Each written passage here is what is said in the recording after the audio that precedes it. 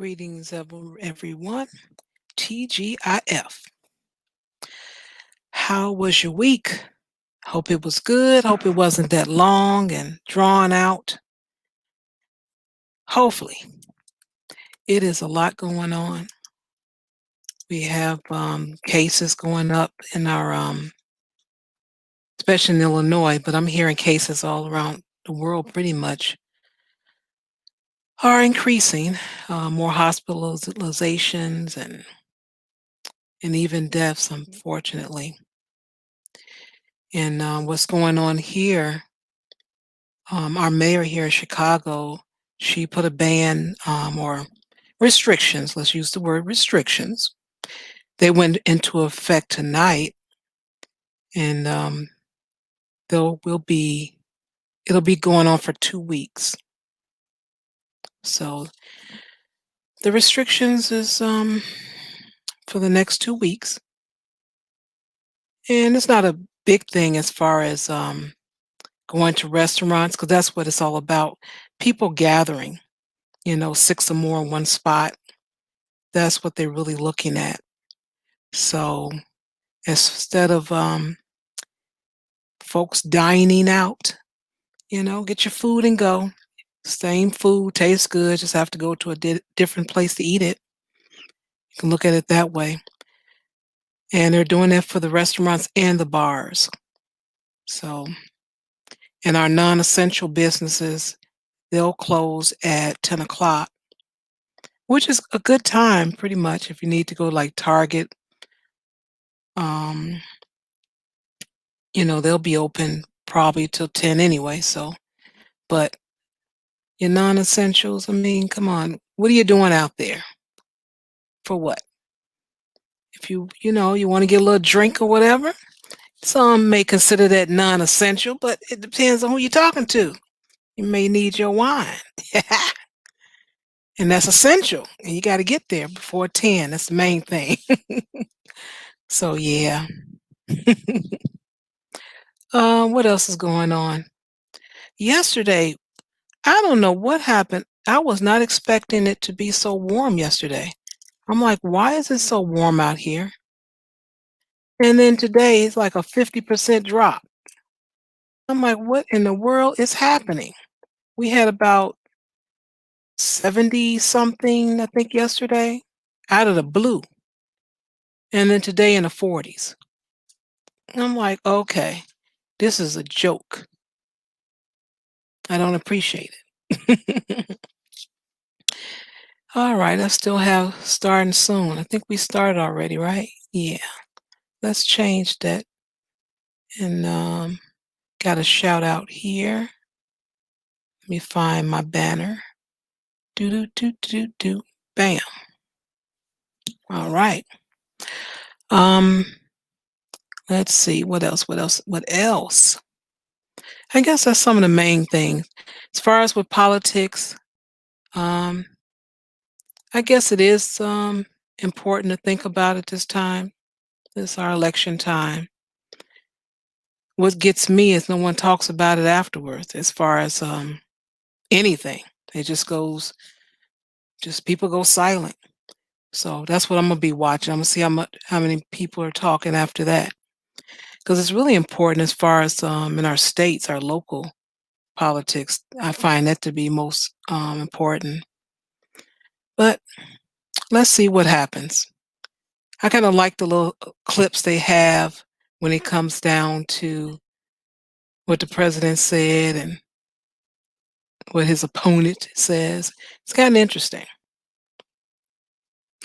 Let's see what else we got.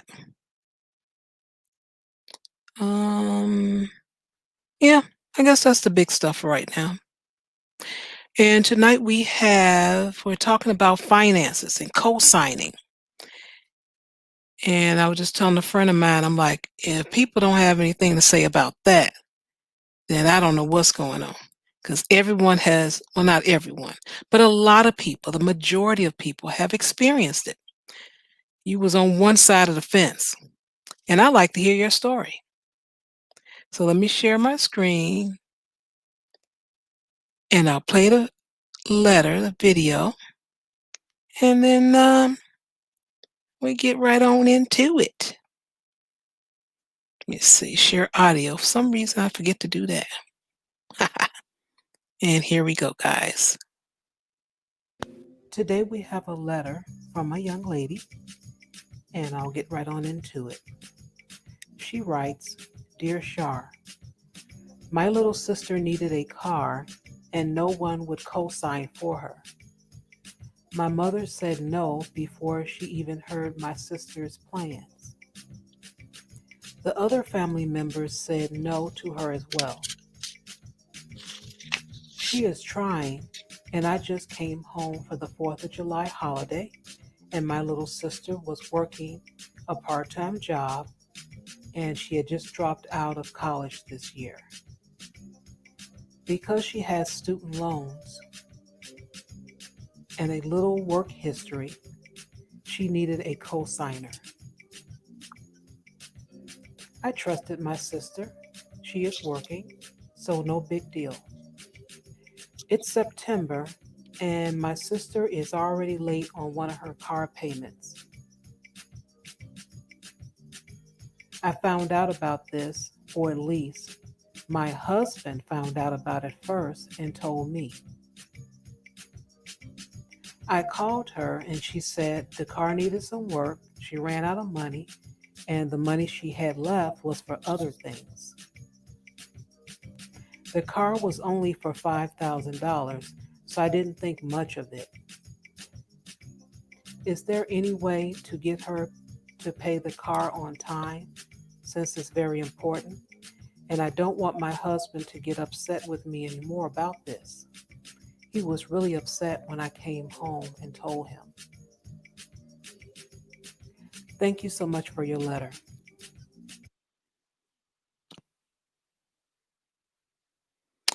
Ooh wee, ooh and wee. There is a lot going on up in there. Hey Enigma, what's going on?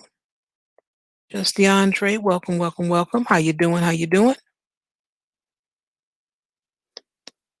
Our beautiful lady Ruby is under the weather, and she won't be able to weigh in until maybe next time.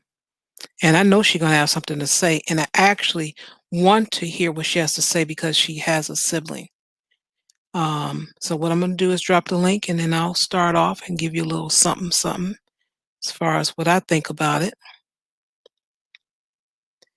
Now, the rule normally is when it comes down to co-signing, no, don't do it. That's normally the rule. But seriously, I understand why the young lady did it. I really do. Because it's her family members, her sister. She's big sis, right? So she wants to make sure little sis is straight. But in the letter, the woman, she says her mom said no so fast. Now, I'm thinking mom said no because maybe that's just her rule. She, mom of age, she know what's happening. She thinks it's not a good idea. But even more so, mom says no because she knows her daughter. She sees her daughter. So big sis doesn't live there, and big sis probably left home when she was 18, went away to college, and never came back home. While little sis, been there every day with mom, and mom is looking at a girl saying, "I love my daughter and everything, but I will not be signing off for that." And a lot of times that the parents will have to sign for the child when it comes down to student loans. That's another thing. So she probably already have her Jane Hancock on that. So the last thing she want to do is for a car, a brand new used car. She was like, I'm sorry. But that's what I'm looking at. The part where mom said no real quick. What else happened here? Okay, back to the big sis. I understand big sis, she loves her daughter. I mean, she loves her sister and she wants her to, do well. I get it, but I don't understand it. And that's where I would start asking questions to people who have siblings because there's a different dynamic when it comes to that. Because I've seen it too much, too many times. I be scratching my head. I remember this guy was dating. He has a twin, and he would loan his brother money, and I'm like, why? You argue and complain, talk about how he doesn't pay you back, and you have to wait so long. Why don't you just stop? But I also understood I didn't know the dynamic as far as siblings. So I'm like, okay, it's all right. He keeps doing it, so I guess it's all right with him. And greetings, DeAndre. How are you? Welcome, welcome. I am doing great. I am doing fantastic, and I'm just listening to the beginnings of enabling of Uh oh. ancientness here. Uh oh.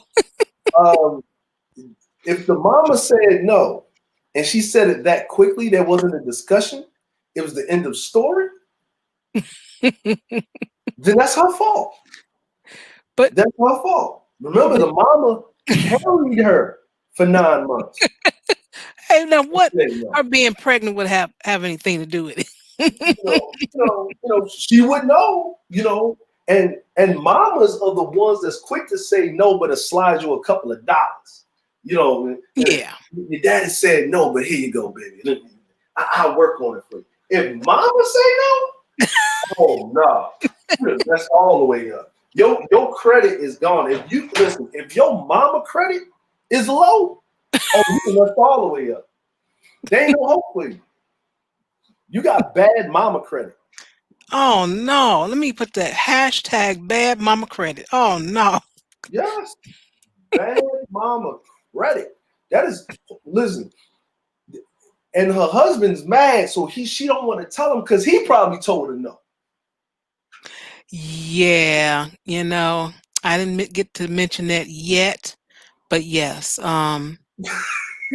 yeah, that wasn't cool. No, that wasn't cool. And because Mm-mm. he didn't loan, and you know why he mad? Because what about? Because he's like, hey, she want to borrow some money, she need a cosign. Okay, what your mama say? Because men, we always gonna ask that. When you in a relationship and there's a person that has a problem with finances and they always asking for money, the partner that doesn't have that problem is going to ask you about the next person that's usually been an enabler, right? Of Okay.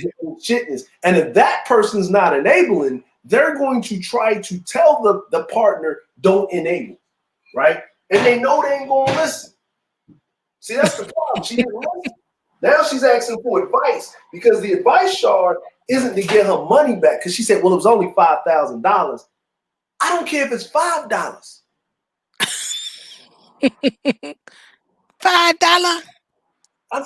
You gonna trip over $5? Come on now, come on. I bust my cousin in the head with a brick because he owed me $5. Okay, well, I know the answer then. Never mind.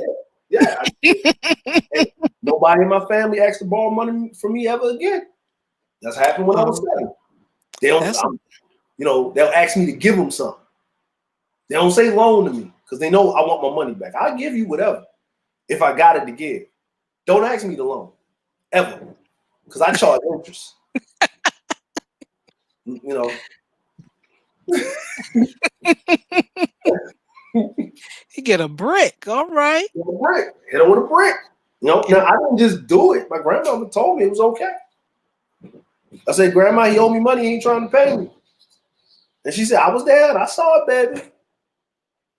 Said, you know what? How you gonna get it? I can't make him give it to you. You got to make him give it to you. I said, well, he bigger than me. Well, baby, there's a lot of sticks and stones in the yard. And she walked away from the window, like, went out of the kitchen. I went back outside. I looked in that window. I didn't see it, and I caught him with that brick. Mm. Yeah, he was bleeding right all over the G.I. Joes and the He-Mans and the Tonka trucks. But Oh guess what? Lord. I got my $5. Okay. See, that's and that's the thing is I bet you if the woman in question that was asking you for advice, if she would have asked her mama for a cosign, her mama would have gave it to her because she's responsible. Yeah, She's I believe responsible. so too. Yeah. Yeah. I'd have fixed this whole problem for her, Vonda and Char. I'd have fixed this whole problem for her. You're the co-signer, right? Yeah.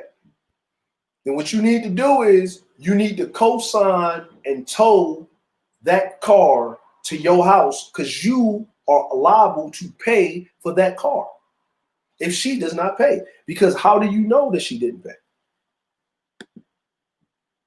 That is true. How do you know she didn't pay? Oh, the loan company had to contact you Right. to tell you she didn't pay. And it's messing up your credit. It's messing up y'all's credit because you got a husband. And then if you're getting another car, if you're getting another house, if you're getting anything, even your taxes are affected. Your kid's livelihood depends on this. So guess what? I've got an extra card in if I got to pay for it.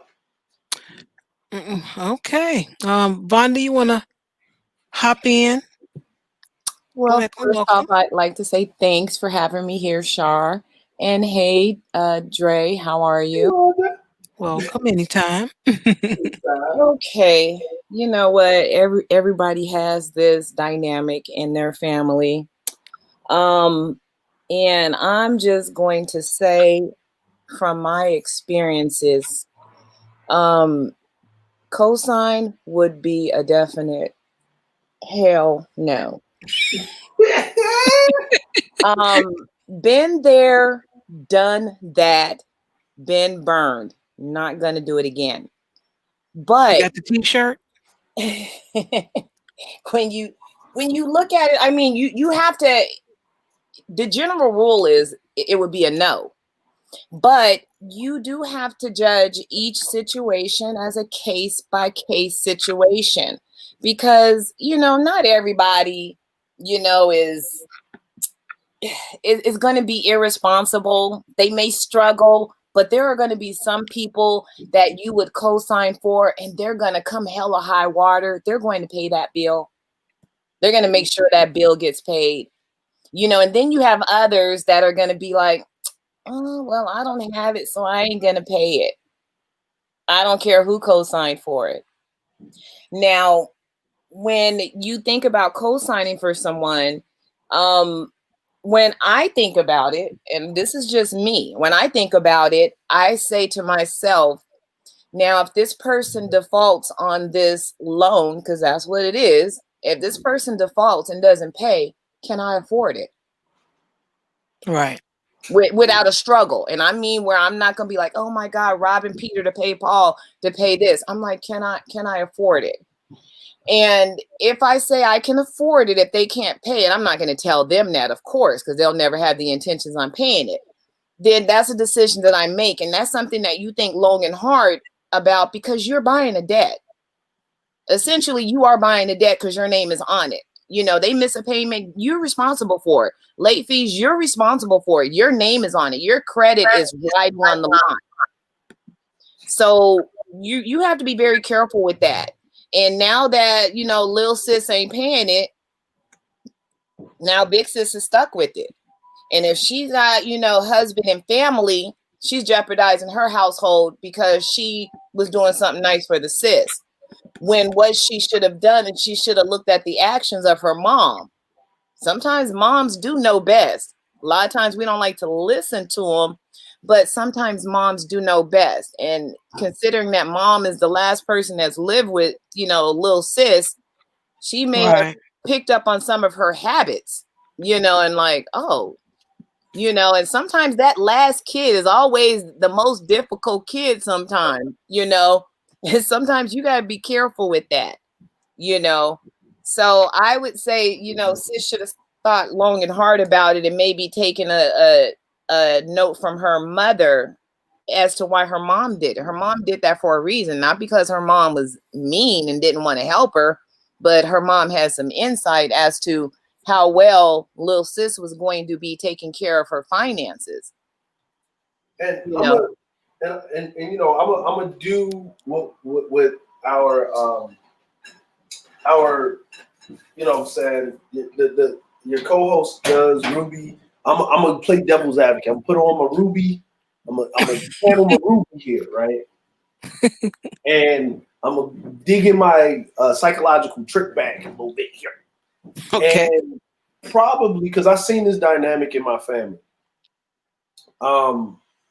My grandmother came up with like meager means, and my aunt, who was the oldest of all the children, she became the second mother, right? But she became the bank. So anything that my uncles, even my mom, when it came to finances needed, my aunt was right there signing the papers, paying the money, co-signing for a lot of stuff, right? Okay. And with the sis, that's asking for this advice is, she was probably that. Maybe her mom, not that she wouldn't do it, maybe her mom couldn't because her mom just couldn't. Period. End of story, right? And her being the younger sibling, maybe big sis has always came through, because this isn't, you just don't go straight from I ain't never let you borrow $5 to cosign. This has been behavior that's been going on for years. Okay. And a lot of times older siblings, especially the oldest ones, if they are responsible, feel they're put in this parenting position because maybe mom was working and she was the authority in the house. So they kind of, a lot of younger siblings look at the older sibling as the parent. Like even with my wife with my brother-in-laws, she's the oldest. She's looked more as like the mama figure than her mom, even though mom is there. Right. So with everything like that, so she, she'll go run and do something. She'll drop whatever she's doing. What are you doing? I got to do this paperwork for such and such. That man grown. He's 30. What are you doing? He don't know how to go and do the paperwork. Well, he asked me to do it. And then I realized, oh, that's big sis. Because I don't have a sibling. I'm an only child. Certain things don't make sense to me. But that doesn't mean that they don't happen. And I think that's why she did what she did on the other end of it. And maybe her sister might have paid her back. Maybe her sister won't pay her mom back, but pay her back. And maybe this is the first time she's running into this problem with her sister. That's just like devil's advocate talk right there. Okay, I'm done. Woo! I don't see how Ruby does that. Woo! Woo! Get out of here, ghost. Get out of here.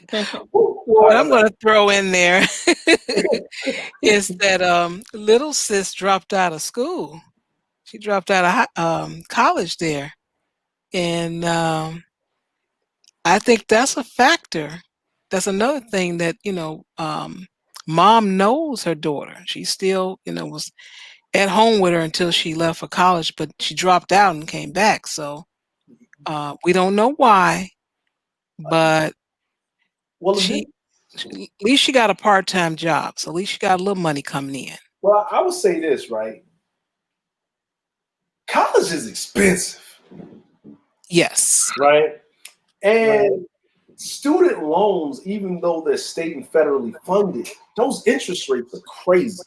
So if this was back in the day, right, and her sis dropped out of college, I would kind of look at it sidebar. But there are able-bodied, melanated, challenged white folk dropping out of college and moving with their parents because of the economics, the economic structure that we live in.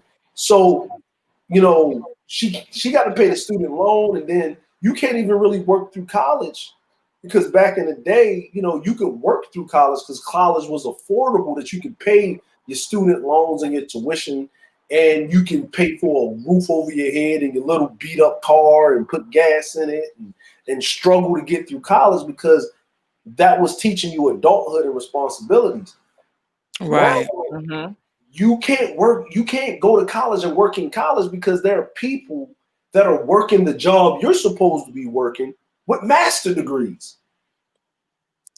Yeah. Yeah. So that one with the sister, I can kind of let that one slide for now because of how everything's going because of the student loan debt and the ceiling and stuff like that. So, that in a nutshell. But you knew what you was getting yourself into. She's a college student, barely able to make any money to generate for herself, paying student loans, obviously, and also her and then her sister, if she's got to get a cosigner and she's a college student and it's for a $5,000 car, then her credit was already shot. Yeah. What did the sister say? She didn't have much credit. I think that's how she said it in the letter. And the way that you build up credit, we all know is someone's got to take a chance on you. And if you've been loaning money or got things in your name that you didn't know was in your name, yeah, that messes up your credit. Yeah. So she's already at a deficit already. So as the big sis, she probably came in and said, well, she needs to get around. She needs a car, especially in this day and age. Where especially for a young woman, actually being able to be in a vehicle is actually more safe for her going to and from home, because obviously, she probably was staying at home with her mom while she was going to college because she probably couldn't afford the tuition to stay at the college, maybe. So that's possible. Mm-hmm. Give her a little bit of pass of loaning it. I think she fought more because she's married, she has a husband, and I guess she wants to pull the burden off of her mom and make sure her little sister doesn't suffer.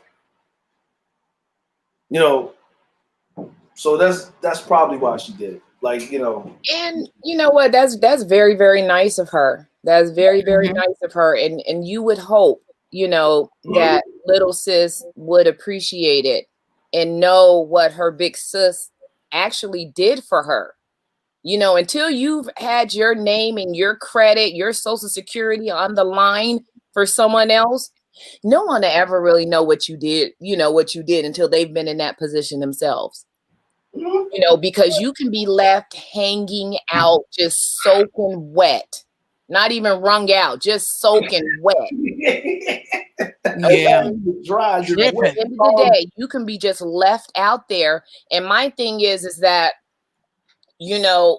somehow or another, this is going to have to get paid. And like I said, I would have never done it if I could not have afforded the payments myself. Yes. I would have made the payments, but I would have repossessed the car. I would have repossessed a car. And my thing is that I, first of all, would not have done it if she did not have a viable source of income. You don't have a viable source of income and you have potential to get it. You're not getting a car in my name with any type of potential. We're not doing that. Well, you ever heard that thing, Vonda and Shar? I need a license, but I can't get a license unless I have a job. But I can't get a job unless I have a car. And I can't get a car unless I have a license. Okay. Right. Let's get a bus pass and we're going to work our way up. There you go, right? We're going to do something, because you know what? You're not going to tell me that you're hitched in a corner and you have no way, no choice but to chew a hole out the other side of the wall. That's just not the case. We're going to work around this. See, that's what I'm saying. Like, people don't like to be uncomfortable, and when they see other things, and you're absolutely right, is and she doesn't mind it. She's more worried about the husband in her butt cheeks, not in a nice way. Yeah. Yeah, that's what she's worried about. That's what she's worried about. Right. See, that's something that she should have thought about before she had done it. My thing is that once you can't, close Pandora's box. Once that box is open, you have to deal with everything that comes out of it. So like I say, I would have thought long and hard about doing it, and I would have already had a plan, a contingency plan. You know, if she didn't pay this, and then I would have been saying to myself, see, I knew this mess was gonna happen. Okay, let me just go ahead and handle it. And that just make my purse strings a little bit tighter for the next person that asks, because next person can't ask. You don't even have the opportunity to ask. Don't even ask me. Yeah. Because I'm not doing it. And it's your birthday, Vonda. It's actually next week, but it's Scorpio season. This is the start of Scorpio season. And you Libras, you guys are in the past, Dre. Leave you Libras in the past. We're going to come out with the scorpions and our stingers. Don't mess with us. I know, right? You know what I'm saying? I'm just passing off the petty to you. Just okay. But it is, I think you do get into a slippery slope, with family, and when it comes to money and loans and co-signings and putting your name and being you got to be the soul. Like even people that are married don't want to co-sign for each other. That's messed up. No, that's really messed up. Yeah, messed up. Now I've never encountered that, because thing is, married couple, we partners in life, and we gonna back each other up. But I mean, if you know how your partner is, I mean, maybe there's a story there. Yeah. Story to be told. Exactly, and that's what I mean is with family. And with her as a sister, she wants this advice because, and I would tell her, if you're listening, right, go get the car. You're right. Go get the car. And then if the husband is asking why this car is in the driveway, well, I co-signed for it. We didn't co-sign for it. You're right. I was wrong. I should have listened to you. But I don't want our credit being affected and messed up. So I'm going to take this car and I'm going to pay for this, right? So a $5,000 loan, probably stretched over 4 years, is probably for a car. You're probably looking at $200 a month with the interest rate of $250. Mm-hmm. Right? Mm. That's $250. That's $250 too much because you shouldn't have signed for it, but you did. So you just going to have to deal with it. Right? There you go. You're right. So either this car is going to be a car that is going to be used by my sis when she comes and pays this money to me, because she's going to need to go somewhere. Or this car will be paid off and it will sit in the driveway with the battery out of it, and it will be used as the first test dummy car for the children when they come of age. Or it'll be on Craigslist. The choice is yours. Okay, because I was wondering about that. I'm like, okay, how are the siblings going to work this out? Of course, I don't know their relationship, but in general, Bondi, you mentioned that you would go get the car. How far would you go as far as giving it back? They have to, that sibling have to catch up with all the payments and everything? Nope. Half You know of what? them? I'm not going to even be mean like that. What I would require is a good faith payment. And when I say a good faith payment, you need to come to me with at least a full month's pay. You might be a little behind, but I've already caught it up. The car is caught up. Do you understand? But you need to come to me in hand with a full month's payment for that car. And I need to know that you're working. There's already proof. I can go down to your job and I know you're there. You have a job, and we're going to set up a schedule, and we're going to try this again. Okay. Now I'll give you these keys back, because my whole thing is that I don't want to keep the car. I don't have a need for another car, or else I would have bought another car. My thing is that I would not want to keep the car because I don't want it. I'd want her to have the car, but to just let her have the car and me keep paying the payment, You know, what type of lesson is that, teaching her? What lesson is she learning? Absolutely nothing. You know what, Vonda? I was with you. Well, until we made a couple of little left turns, right? I'm with you when let's go get the car. Giving it back, not really happening. Because when they repossess your car, you ain't getting it back. I would give it back. You give me a full month's payment, starting out the gate, and we're going to keep a tally of what you owe, and I will give it back. But my rule would be that you need to come correct with each payment every single month. The first payment that you missed, again, I'm taking it, and you probably won't get it back. Well, let me say this, right? Because how long do you have to go with missing car payments, right? And they come and repossess your car because they send you notices, they contact, they talk to you, they ask you questions, right?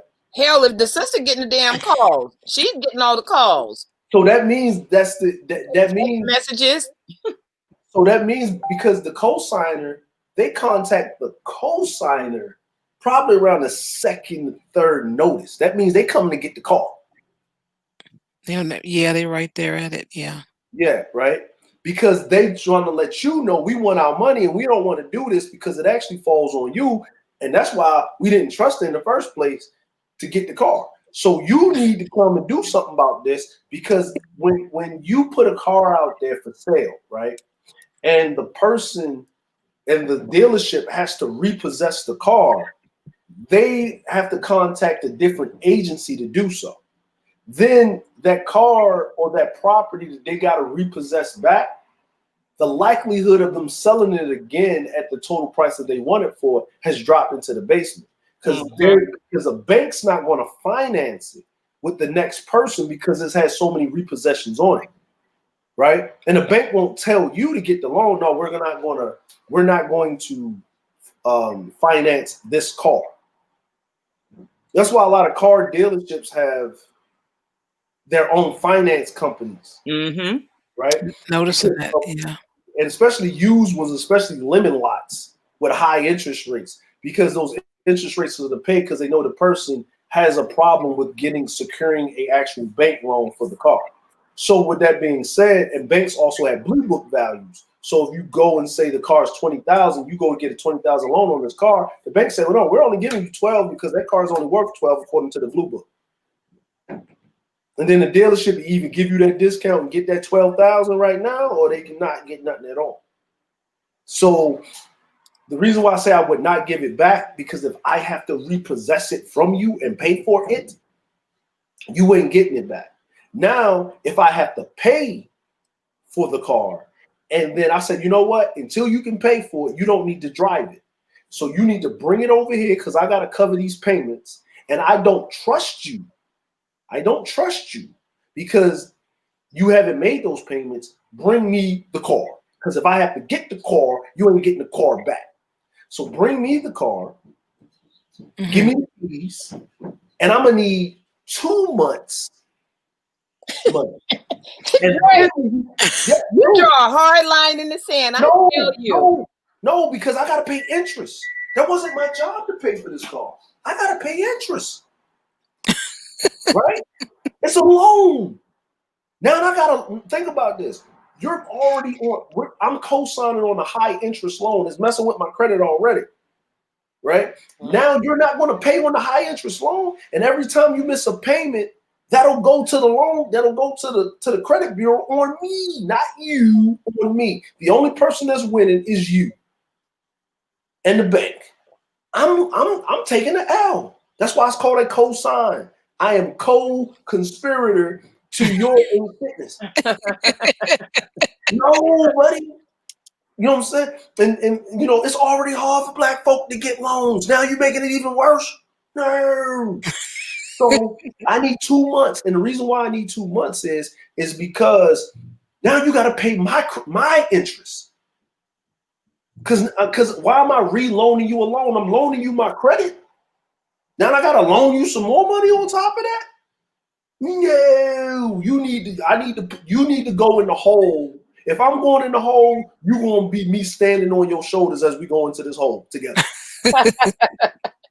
Nobody. I'm not sitting at the bottom. Nobody. Nobody. And once she pays back the loan, guess what I'm gonna do? What? You're only getting one set of the keys. I'm keeping the master key just in case I need to come get my car until you pay it. And you know what I would do? I would save up my money and I would pay off the car and get the title from the bank. Now you paying me, homie. Like to get rid of all I that. agree with that. That's what I would have done. I would have just went ahead and just paid it off. If it's a $5,000 car, let me just go ahead and pay this sucker off. But you're gonna give me back my money. That's what I'm going to do. You're gonna give me my money back. You know, but my thing is like I say, you know, and that's the luxury of dealing with family, you know, as opposed to, you know, the loan company. So, you know, your loan company is actually your family. You know, Yeah. the loan company, they're not gonna give it back to you until you catch up and give them much money on the fees and, you know, all of that. And my thing is I would be a little bit more lenient, you know, because when I signed up for it, I knew in the back of my head I was probably buying a debt. I knew I was buying this debt.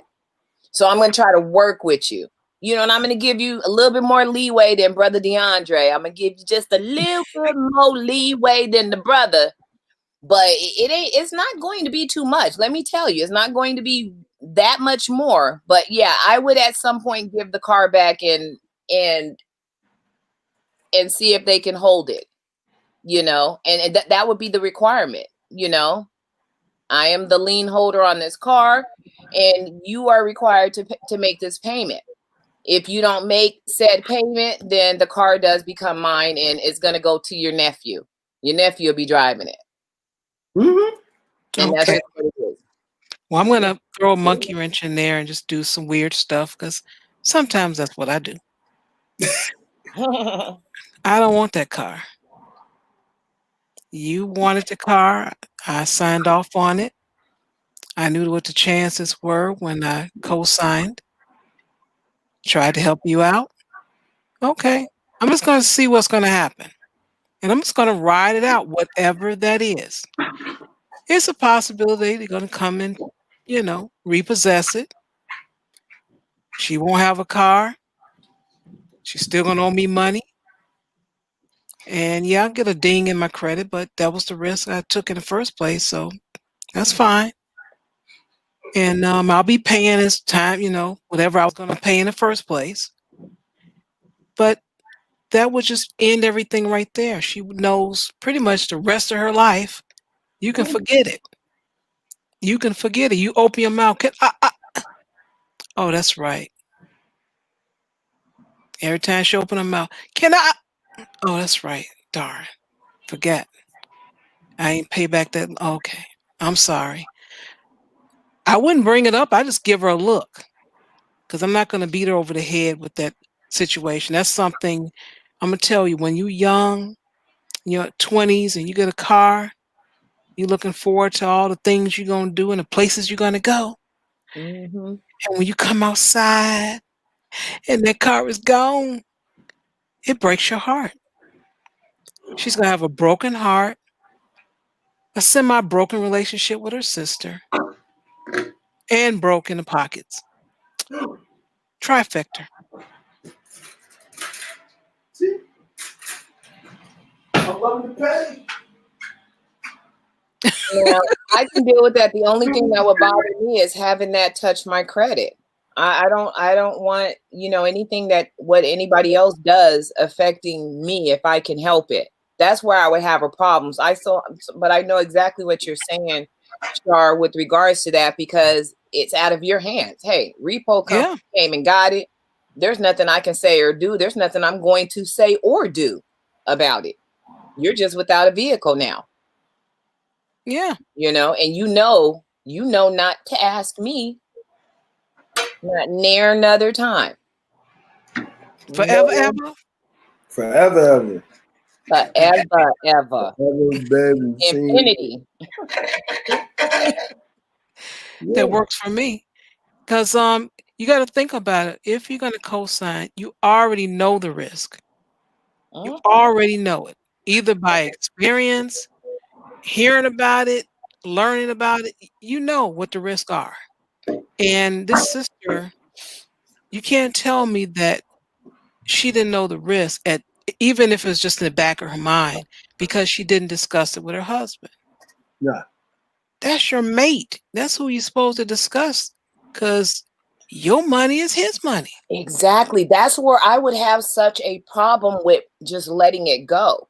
You know, if she didn't discuss it with her husband and, you know, having this hit their credit, her credit is going to affect the whole unit. You know, the last thing I want is for my man to be mad at me behind somebody else. That's not going to happen. If he's going to be mad at me, he's going to be mad at me solely for just me. And that was me making that decision. But if I made that decision and he's going to be upset about it, I'm going to do what I can to clean it up because I have my own household to run. You know, I answer to him. You know, that's who I need to talk to. So if she want to be mad about me taking a car, that's her own issue. She needs to figure that one out. But I'm trying to keep things on the good side with me and my man. Because if I didn't even discuss it with him in the first place, you know, that man, I shouldn't even did it.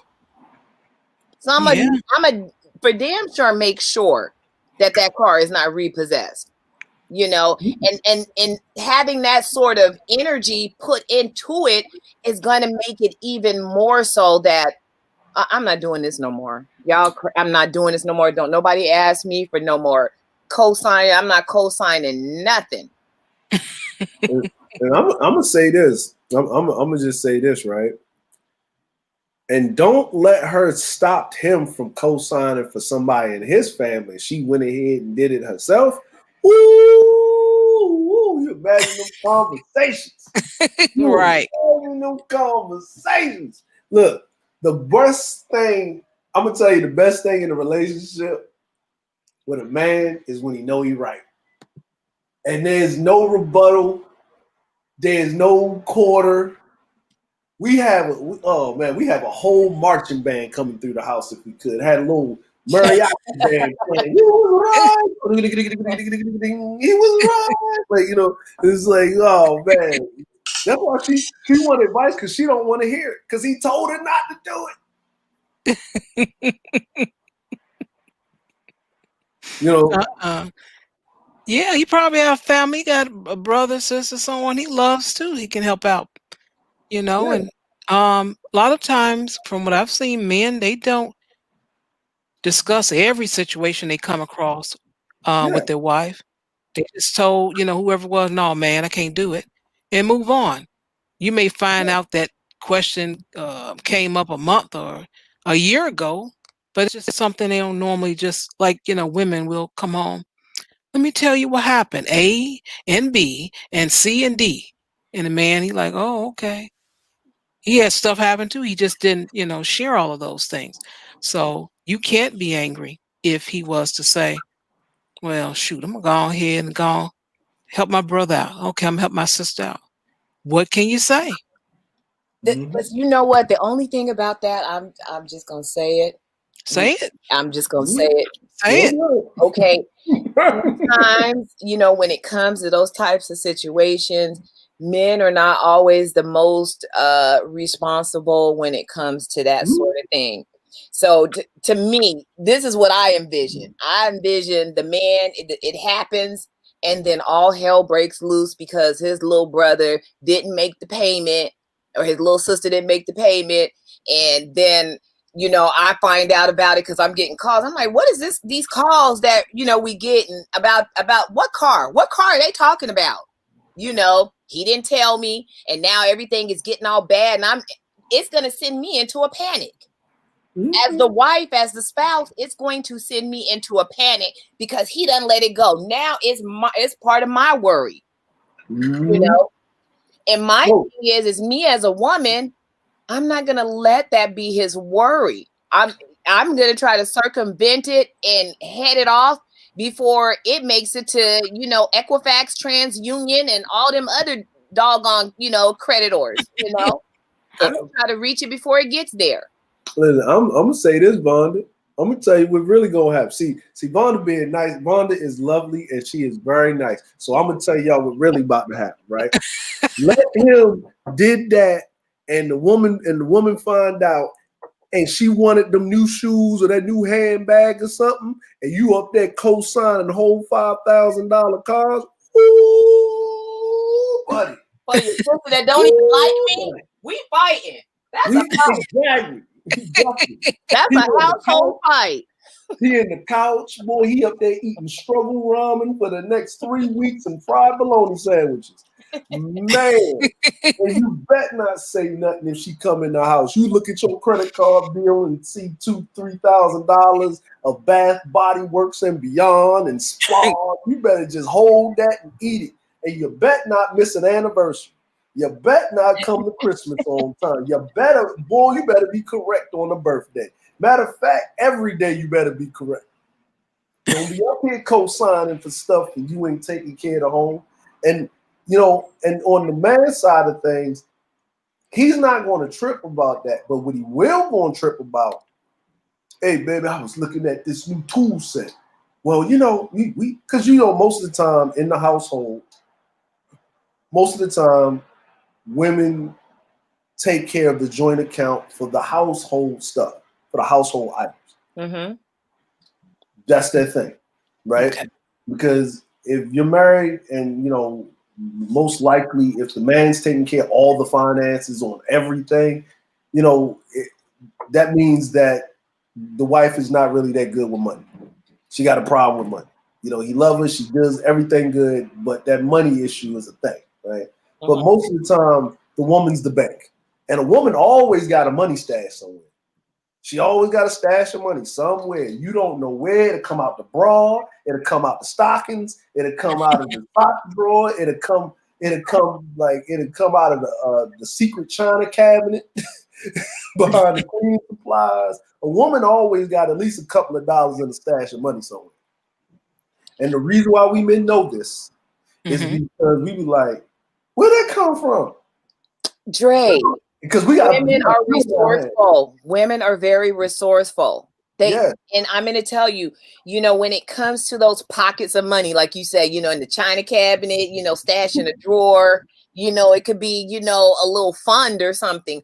You know, women are very resourceful in that way, you know, and that's, I've always been like that. I have always been like that in my entire life. It just seems like, you know, when it was like, you know, things were down and I'm like, dang, you know, we're short this or we're going to need this. I'm like, I know exactly what I'm going to do. Nothing illegal, nothing salacious, you know, but there's always another pocket or another stream or another avenue, viable avenue where a woman can go and be like, you know what? Okay. And this will work, you know, and it always had my man thinking like, what the hell? Where did she get this from? You know, he would just be like, you know, and he got in such a mode to where he did not worry about me and my finances because I always came through. You know, but it's just like you say, you know, got a little savings or, oh, well, you know, I can do this or I could do that, you know, and it just always worked out. And to me, for me, I'm just gonna leave it to the divine being of God. That was God. That was God's word. Well, you know, God has put it into women that they have to take care of the nest, right? They're the managers of the nest. Yeah, men, we conquer the environment. Women nest in it, but they have to manage the nest. And one thing about men, when it comes to finances, is that if we have a family and we're adequately protecting the family, we just need enough to get to where we're getting to make sure the family's taken care of. We don't take money to that extent because we know at the end of the day, the money's for the family. If I got any savings, it's going to go to the family. You know, if I got anything, it's going to go to the family. Like, here's half my check. Okay, this is my piece. Okay, I'm going to use it on this, and this. and whatever, I'm gonna have enough to go to and fro. Because if I have any more money than that I got my hands on, I'm gonna get in trouble. And, you know what I'm saying? Or do some other dumb stuff with it. But the reason why I said that, she couldn't even cover the note with her stash money. That means she done bled the coffers dry, that she had to actually go to her husband and ask for some help, and he let her have it. Yeah, and that's what you don't want to happen. That's exactly what you don't want to happen. See, like that's what I mean is, like you said, like Rhonda, like you would have made sure it wouldn't even got there because you got that other money stash. Rhonda would have been up there selling Avon. She'd been doing whatever she do. Tupperware, remember Tupperware? Been like, okay, we having a Tupperware party. You know, hey, look, she would have been the Amway lady. She put over there. You know, it don't matter, right? And listen, I'm sorry, I'm ignorant. You can't pay this? You an able-bodied looking young lady and you can't pay this? You can't pay your car note. And you out here running and ripping? Girl, you need to get on Instagram. You need to get yourself on sugarbabies.com and pay this car note down. Hey, they got amateur night at Magic City. Oh no. Oh, You shouldn't be behind. Listen, if you are able-bodied woman in America,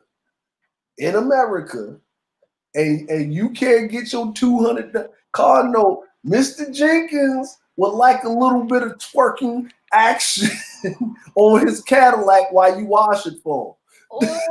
Oh no. That's yeah. I needs my money and I needs alls of it. Like, I need that same motivation you had when you was asking me to co-sign as you gonna go. I need you to motivate and pay these bills, or I'm gonna have that car. Like I said, hey, listen, you ain't got a stash, and then you sucking up my stash. She didn't suck up, and women don't got one stash; they got multiple stashes. They got multiple stashes. My wife got stashes. She be coming out with stashes I don't even know. I was like, what you doing? What? We ain't going there. We ain't got that. Yeah, we do. Since when? I'm gonna pay for it. But what money? I got it. I just need to work a couple of things over here and just twist this over there, and then don't. Oh no, we don't. See, I don't do that. You better have it, because if you say you got it, you got all of it. You better already have it up front. We ain't doing no backdated. We got to pay this, and we can just tighten our belt. No. I'm not tightening nothing. You tight. You gonna walk around this with my belt loose, zipper open. We ain't tightening jack. I've been tightening all my life. That's why I said we ain't got it. What are we doing? And she has it. And not only does she has it, she done found a coupon to make it cheaper. All right. You know what I'm saying? Oh, okay. Well, I'm look, and I'm all with it. And you know what? I'm gonna be right there with it, acting like I paid for everything. That's right. I'm gonna be right here. That's right. Mm-hmm. Yeah, buddy. Yep. Welcome to the panel, Chandra. How are you? Hey, Chandra. Chandra. Hey. Hey, good evening. So I would like to, throw some statistics in there. You're only 21% of Black Americans have a credit score above 700. Really? Yes. Wow. Well, this is an article I was just looking up. So if you, in this case, we predict that the woman is Black, right? Yes. And she puts her credit score, her husband's credit score, the house, the everything at risk for this sister. And her mother would not even risk that. And then she's asking, how do I get my sister to pay? Which means she doesn't think she can convince her sister to pay.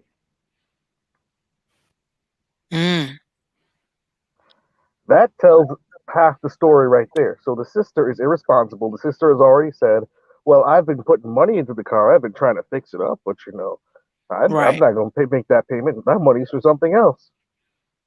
At that moment, we start asking, hey, you got 2 kidneys, don't you? You only need one. Dang, you ain't great. You guys, oh my goodness.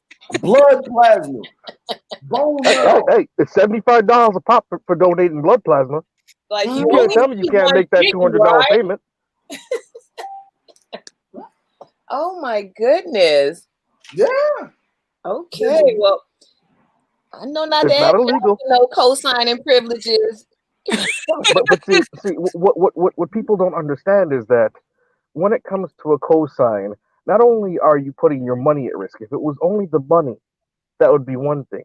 The fact that she had to find out from her husband that the payment was late, her sister did not come to her and say, I can't make this payment. That shows Right. how irresponsible and disrespectful the sister is. That's true. This is something that could potentially, like, if this woman and her husband are trying to get a house, this late payment may be a factor in getting a house or have them pay extra 3% interest on that house. 3% of the Uh-oh. You're Wait, breaking up. you're breaking up, Chandra. Try that one Do you more know what again. 3% on a 30-year loan is? What is that?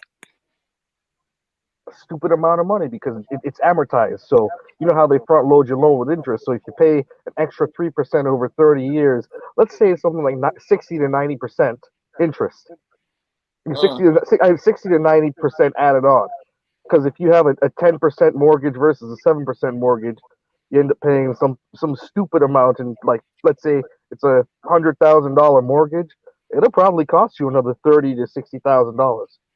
What? Well, see, it's called amortization, right? So you pay that 3% every year on the remaining balance. So Gee. that first year, your remaining balance is 100,000. Your second year, your remaining balance is 98,000. You're paying that extra 3%. So the first year, you're paying that extra 3%. That's an extra $3,000. Second year, that's an extra $2,900. It adds up. All because she decided she wanted to help this family member who needed a car, quote unquote. Well, if she needed a car, why couldn't she get it herself? Or Mm. why couldn't she have saved up the money to be able to afford it outright? I think first and foremost, the sister should just, first of all, not even considering, her younger sister, she needed to realize who she was married to, who she shares a household and finances with, first and foremost. My thing is that, I would think in any relationship that I was in, if I were to co-sign for a family member, that my husband would not have a great problem with it if the debt was covered.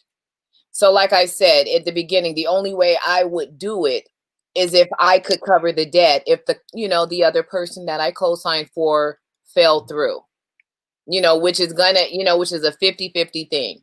It's 50-50. It could be a little bit higher, depending on the situation. Like we already had some clues that sis wasn't going to make good on that loan because mom said hell no.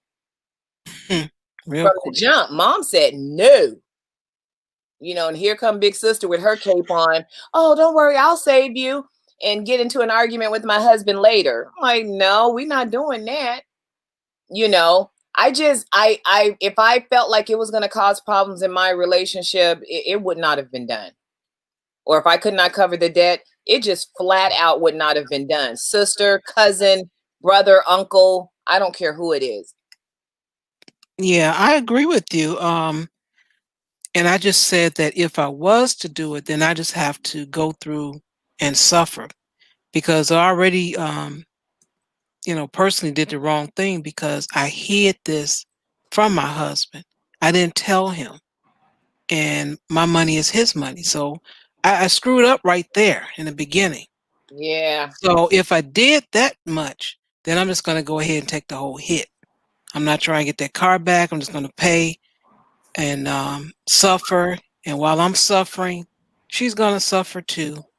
because she could forget it from me. Plus, her heart gonna be broken. Like I said, her pocket's broken, the car's gone, broke, everything gonna be broke. Well, And, see, and Char, what's interesting is that most people don't realize that your payment history comprises 35% of your credit score. 35%. yep. Which means you miss a payment. You see, the payment, it may not seem like much, but when you see the credit score is on a basis of 800 points or something like that, 850 is the high end, Uh-huh. and you miss a payment in 24 months, that drops your overall score by at least 5%. 5% of 800 is 40 points. That's too Okay. many points. Yeah, that's too many Yeah. points for that And, drop right and there. that So, and so, that so 40. so you've got a late payment now. Now that's assuming that you only have 24 payments and that's all you're basing it on, and your payment history is 35%, but then your delinquencies and whether or not you've even got any derogatory notes. So these are things that she didn't think about before she involved herself and her husband into this. Mm.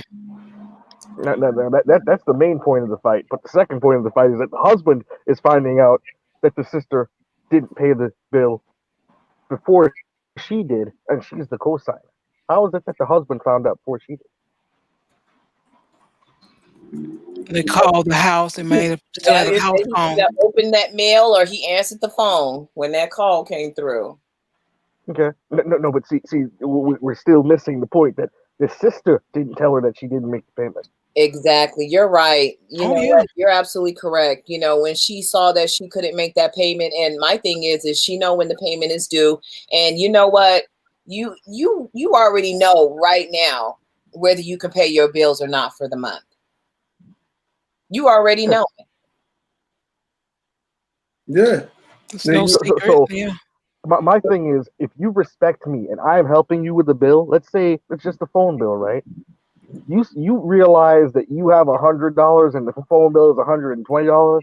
I might have that extra $20 to help you out with that, but I don't have the extra $20 to help you out with that, and then the $50 late fee that comes with that. Right. How would you well, I'm assuming you're saying that you would have not co-signed. Is that correct? That is correct to begin with, Okay. because Now that sounds pretty much right. that is correct to begin with. Now, in the event that I was feeling super generous and that I did co-sign on it, right? This is something that happens sometimes. We get super generous when it comes to family members because we want them to do well. I would make sure that I have the money to pay for that completely outright, and this person knows that they would already know that if they're going to miss a payment, they need to tell me. They're going to know that if they miss a payment and don't tell me, I'm going to make sure that that thing is no longer a privilege of theirs to have because my name's on it. You Your don't need the possession, vehicle. huh? Okay. You don't need the vehicle. Obviously, if you can't be responsible and tell the people involved that you can't pay for it, maybe walking around for the next 3 months to a year will help you learn what responsibility is about. Yes. Would you tell this to your sister? Would you say these words to her? I don't speak to my sister currently, but I have an Okay. interesting story regarding credit in my sister. Right, Okay. I'm one of listening. the Oh, reasons I don't speak to her. okay. When I was going through college, my sister decided that she wanted to put my name on a credit card as an authorized user so she could quote unquote build my credit. This is what she told my parents. At Mm. some point, I get a call on my cell phone at which, that they're saying, "Hey, yeah, you're over 60 days overdue on this payment. Can you make a payment today?" They're calling me. I don't have this card. I don't use this card. My name is only on the card to quote unquote build my credit. But my sister is 60 days behind on a payment, and they're calling me to find out if I can make a payment. Oh hell no. So yeah, I think within a month and a half, I was out of her house, and she and I don't speak anymore because this is something that I've had to dig myself out of the hole from I started off with a setback from that point because of her. Yeah. Oh, I would be upset too, because you know what? It's already hard enough to build your credit up by yourself. And my thing is that you're not even being allowed to make your own mistakes, because you know nobody's perfect. So someone else, you know, gets something in your name and then they slack off on it. It's like, well, dang, I didn't even have a chance to slack off on my own stuff. Now I'm already in the hole and I haven't even done anything. Yes. So yeah, that's one of the myriad reasons I don't speak to her. But if I were speaking to her, I would tell her that because Okay.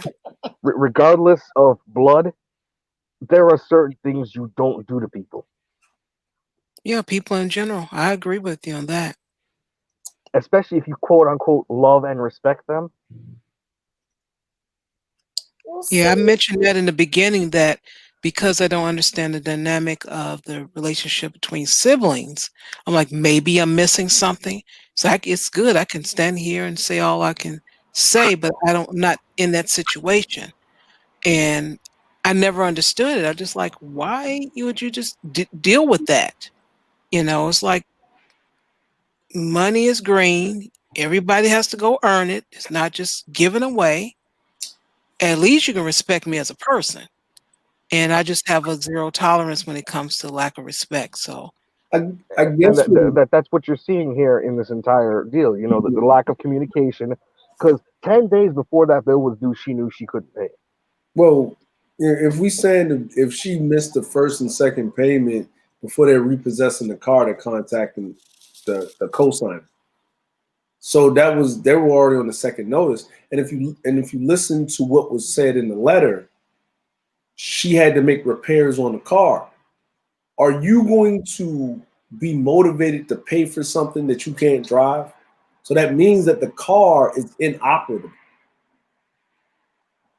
true, true, true. Whether it was the car or whether it was the sister at fault for crashing the car or messing it up or not paying attention to the car. Because people think, hey, once you get a car, you just jumping in and driving and put gas in Yeah, it. and not take That's it for what an oil teenagers change. And think.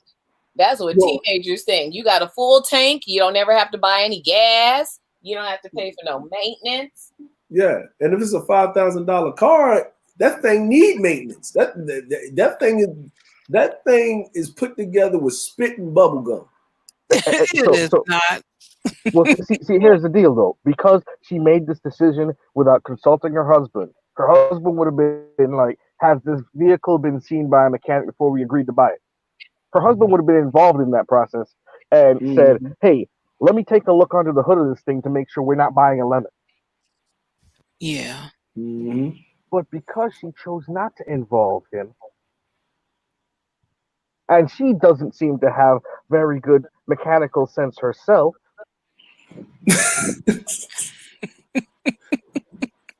I don't think Chandra likes that. Okay. Go ahead. I'm just saying, it's one thing if you're a master mechanic, you can look under the hood, see, okay, you're gonna need to put $500 into this car before you can actually, make this usable. But to buy a car as is, or to co-sign on a vehicle as is, without knowing that this vehicle is gonna run for at least the next 3 months, is foolish. Yeah. But And the entire thing here is foolish because she's giving money to somebody that hasn't proven that they're good with money, someone that doesn't respect her enough to tell her that she can't make the payments. These are things that are just lining up, and this was a stupid move on her part, and a little bit of extra counsel might have scared her away from this. well, here's another thing, right?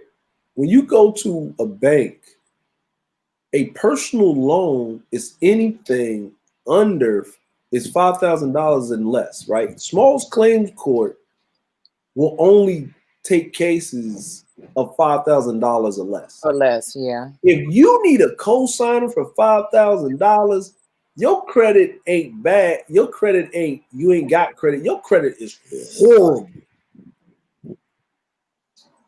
Hmm. You don't think they'll take a chance on a person under 25 with a no credit history? They're not going Oh, to do it?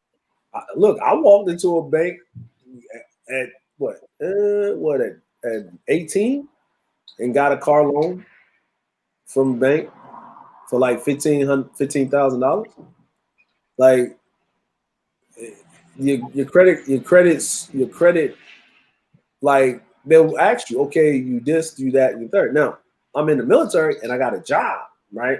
So they're like, okay, you got a job, you're in the military, okay, cool, no problem. This is the car you're getting. All right, it's worth $15,000. Here's the cashier's check. Bring back the thing. And I drove the car, did my thing, went back to the bank. Within 2 days, I had my loan, walked with the cashier's check in the dealership, walked out with the car, brought the car back to the bank. We signed the paperwork or whatever. And I had my car and I was paying my things every month. The thing is that it's $5,000. $5,000 is nothing. Like even the bank would even write that off as a loss. They would actually make more money off of the insurance of the loss of the car and just wrecking it out than actually trying to sell it or recoup the car. Yeah. See, also, she has student loans, so that's Yeah. something that they're looking at as well. So that might be the other reason why they're like, Yeah. Yeah. no, we're not Well, going to trust just you. We want somebody to make sure that they pay this. this is student loans without a degree. And when you have student loans without a degree, it means not only did you not finish, not only are you not making bachelor's degree plus money, but it also shows that you're untrustworthy because you stopped, was it freshman year? Or whatever year you stopped, you didn't finish, which means you don't have a degree, you don't have a field of expertise, which means the most jobs you can get are your retail jobs. You know, you might make $15 an hour. Mm. Might. Yeah. And that's on the high end. Hmm. No, I'm not saying it's not possible for somebody without a high school degree to enter a professional field and make more money than that. But I'm saying that on your average cities in America, you don't have a degree, you have partial college, you might work at a mall and make $12 an hour. $12 an hour, 40 hours a week. That's if you have full time employment, right? And I think you mentioned part time employment. So let's say part time is 20 hours a week. 20 times 12, 240 times 4 weeks in a month. That's $960. That's all she makes in a month. Take away taxes, she makes $800 a month. $800 a Oh, month minus approximately 200 to $300 for vehicle, plus another 150 because she has to have full coverage insurance while the vehicle's on a loan. That's $400 a month that she has to pay for that vehicle, and she's got to feed herself on the other 400. She doesn't have the money. She can't afford to pay back this loan, in my opinion. hmm. Well, with those numbers, I have to agree with you. Yeah. And also, I understand that everything is kind of instant now, especially like the last, what, 15 years. There's an app for everything. You can get this, you can get that. Um, and then everybody gives you some type of loan, some type of credit. It would have been a great time for this sister, younger sister, to learn some patience. And like, okay, well, you're working, save, and I'll help you get a car. And let's see how she's motivated from there. Yes, Yeah. a perfect way to do this would be a 6 month period, right, in which the Hmm. person's working. You get them to get a secured credit card, start building their own credit history. Secured credit card, you basically, you call Capital One and you say, hey, I'd like a secured credit card. They're like, okay, well, it's going to take $250. You're going to put $250 down with us, and that $250, you're going to have a credit card with up to $250 as your limit. And Mm-hmm. you use that card, you pay that card off every month. It slowly builds your credit and gives you a credit history, a history of proper payments, right? And it also shows credit utilization, right? Okay. Yeah. You do that for 6 to 12 months, you can go into any car dealership and look at a $5,000 car, and you would have the credit history built up with which to do so. Instead, this lady made a snap decision, said, okay, yeah, you need $5,000 for a car? Sure. Bam. I'm going to put my name on this $5,000, which is actually, we take that $5,000 loan, given that the sister doesn't have good credit, she's going to end up paying back, let's say it's a 3-year loan, she's going to end up paying back about $9,000 on that loan. But what about if the car if the car is repossessed within the 4th month, what would she pay? So the repossession of the car means that it's one of those really interesting things. So they take the value of the car after it's been repossessed. So you have whatever mileage that you, and whatever things more they find wrong for the car. So they may have had the car on the lot for $5,000, but the car will only be worth about $3,000. Okay. And then now that there are other things wrong with it, let's say she ran it without oil, and now it needs a new motor, and the car's, whatever the value of the car is, whatever they can sell the car for at auction. And this vehicle will probably sell for about $1,000 at auction now, right? Because it has issues and it won't run, right? So she owes $4,000 on that vehicle, give or take interest, and that's after the bank manages to sell that vehicle at auction to recoup the cost. Mm. See, this is why friends and family and money just does not mix. Well, they do mix, right? But they mix when it comes to the factor of wisdom. You have to have wisdom when it comes to, you have to have somebody that knows exactly what they're getting into. And a lot of kids, and I say kids, anybody 25 and under, because that's really what they are. When it comes to the insurance companies, a lot of kids, for the most part, don't have experience when it comes to signing for these loans, understanding what the entire process is, what they can actually stand to lose. Yeah. So that $4,000. Oh, by the way, that $1,000 that they sold the vehicle for when they repoed it, right? That $1,000 is now what they would call a forgiven debt, and you're actually tax liable for that $1,000. That $1,000 is now counted as income. Yep. Oh Lord. Yeah. So, and when her sister said it's only a $5,000 car, like when she said only, listen. I don't care if it was $2. It's only $2. When someone says they don't care about the money, they're just hurt that they weren't told, because she would have enabled her some more and went ahead and just paid it. Right. And now she's got to explain to her husband why these calls are being made. Because if she's saying it's only $5,000, it's only a $5,000 car. Well, you should have only just brought it out right. If that was the case, if you're feeling this way, and this is, and this is just me, and what Chandra said is absolutely right. You just can't give people things without some type of motivation. Like a lot of times you have to trick people into doing better. You have to put certain things in place. If they haven't shown a history of being responsible, like if you was to ask me right now, out of my 3 kids, who would I go co-sign for right now? It's the middle one. I would co-sign for him. You wouldn't even have to ask me. Right? I'm waiting for him to even ask for a co-sign so I can do it. Shout out to the middle children. I'm a middle child. Yeah. The older one, he better not say or in his vocabulary in a sentence to me.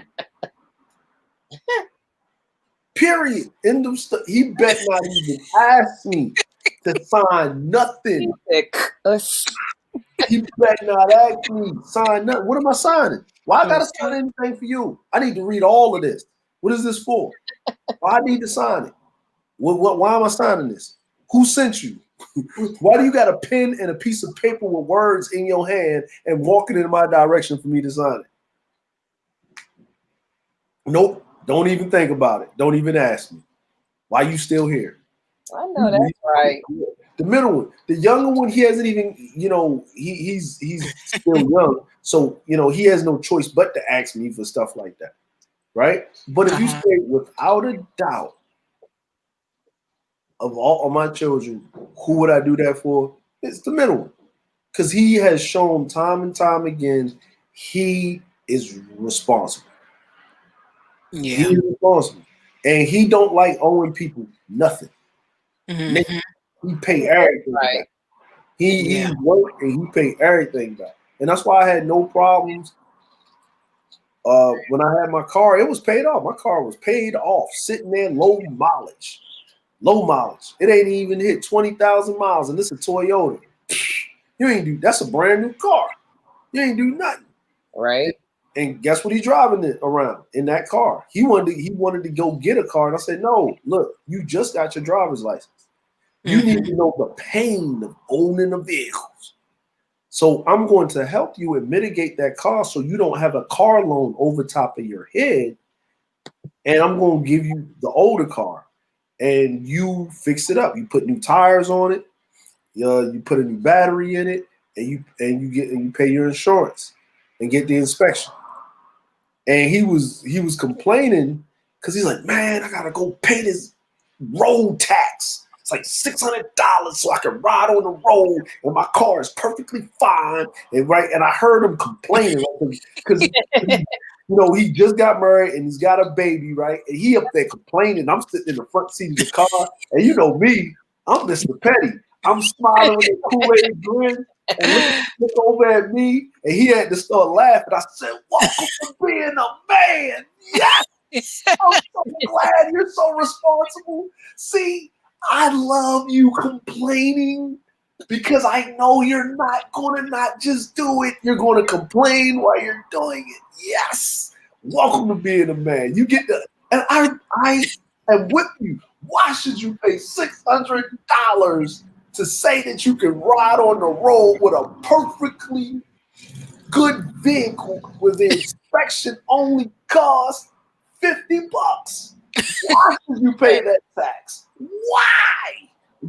And I'm gonna tell you, because you have to. You have no power. Yes, you're learning it. Yes, my man. And we happy and we laugh and we get a drink and we talk, right? But if the older one is complaining, I wants to hear nothing. Nothing. I don't. All of my complaints come about the older one, but he's still doing whatever he's doing. But I would never co-sign nothing for him. I ain't co-signing nothing. I just told my wife. She said no. She said, "Why are you so quick with the middle?" Because he's responsible. What about the no? What? Nope. Sorry, Daddy. Could you? Nope. Not. Daddy, could you? Nope. He said, he go ahead. No. No. That's funny. Yeah. And if he ain't understand it, I stutter for him. No. Exactly. So I just drag it out. Nose are quick. My whole facial expression. My face hurts when I gotta say yes. It hurts. Well, see, Dre's about to drop no in 50 different languages. No, yeah, niet. Yeah, yada. No, absolutely not. Like, no. And the only reason I can why in the answer is because I'm speaking Japanese to say no. Because they say no and say yada. They say no by using the why.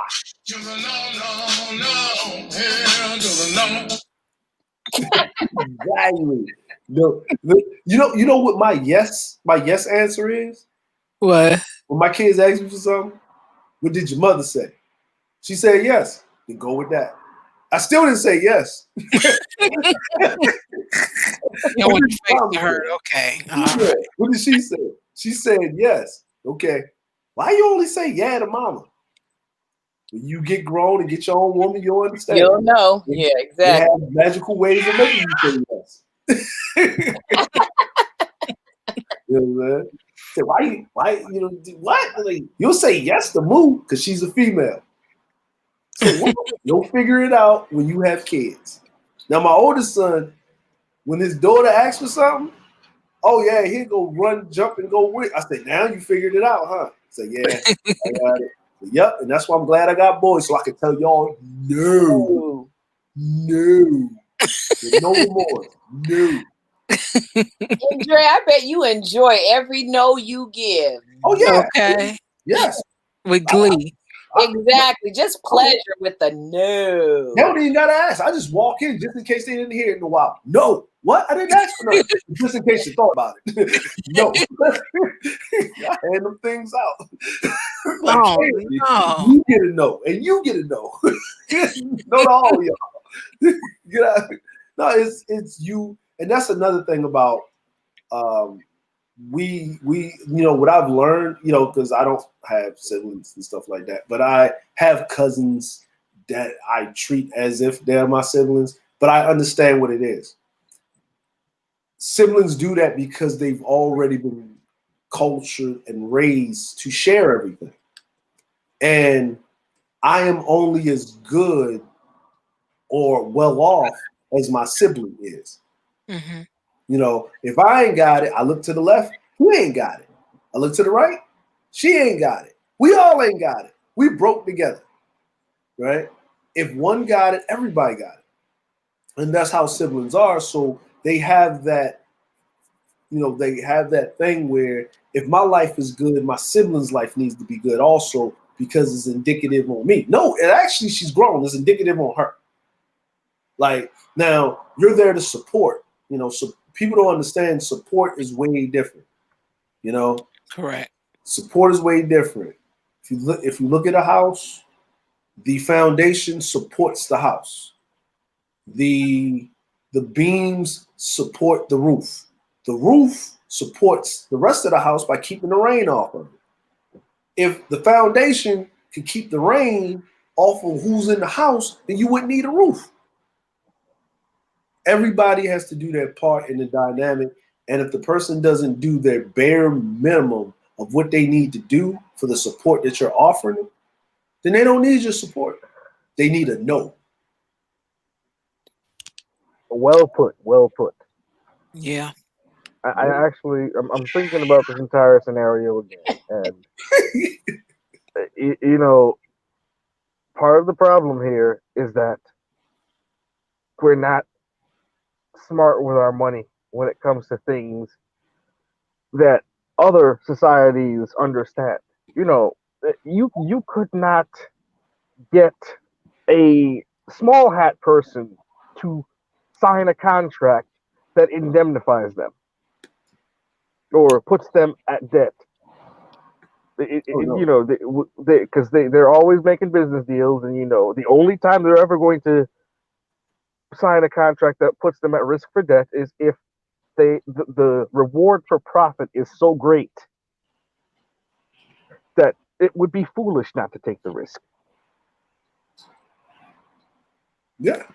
But we as Black people very often don't look at the risk reward, right? We aren't seeing it's just $5,000, but we're not seeing the full risk because the actual risk of affecting your credit score when you're trying to buy a house, if you need to take out a loan because one of your kids has an accident, or you need to get a new vehicle, so you got to take out a loan for that. Oh, that's right. See, what happens is, this is from my time in the car dealerships, actually. So if you and your husband are married, right? We look at your income, right? Let's say that, Char has a husband and her income's $30,000 a year, his income's $30,000 a year, right? And she's already on a car note.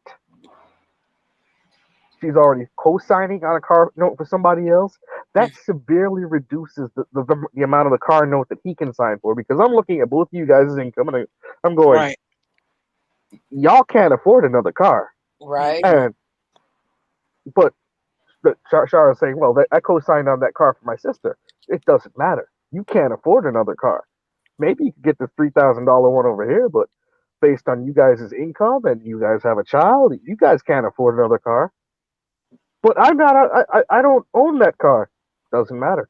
You're co-signed on that vehicle, so now your credit is tied to a vehicle in the loan system. Mm-hmm. Mm-hmm.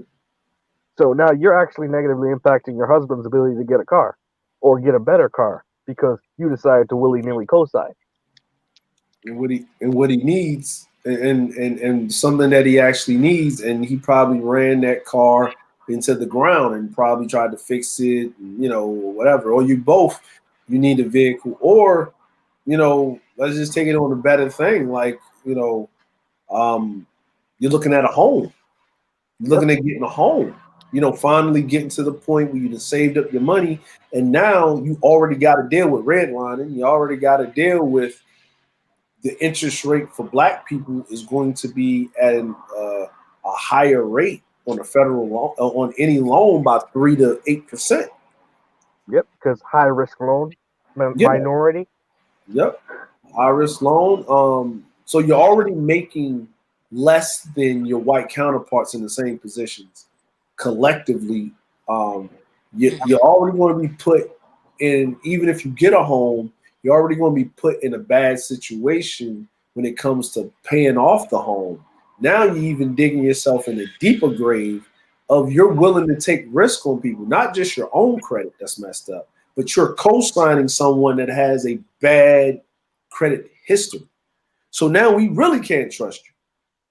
Like, because you willing to take a risk on somebody over here. Like that, yeah. Like, and that actually, you making bad decisions, and then with your credit, but you're getting it back on track. Then that showed, okay, you had bad credit, you got it to neutral credit, and now you're in good credit. Okay, that comes with environment. But if you're willing to invest in a person that has shown repeated signs of bad credit, then you won't recognize, well, maybe this house that you're looking at isn't something that you should be in. And a bank Right. sometimes will Forward. just deny you from the loan. They'll just say, no, we're not going to give you the loan. And Okay.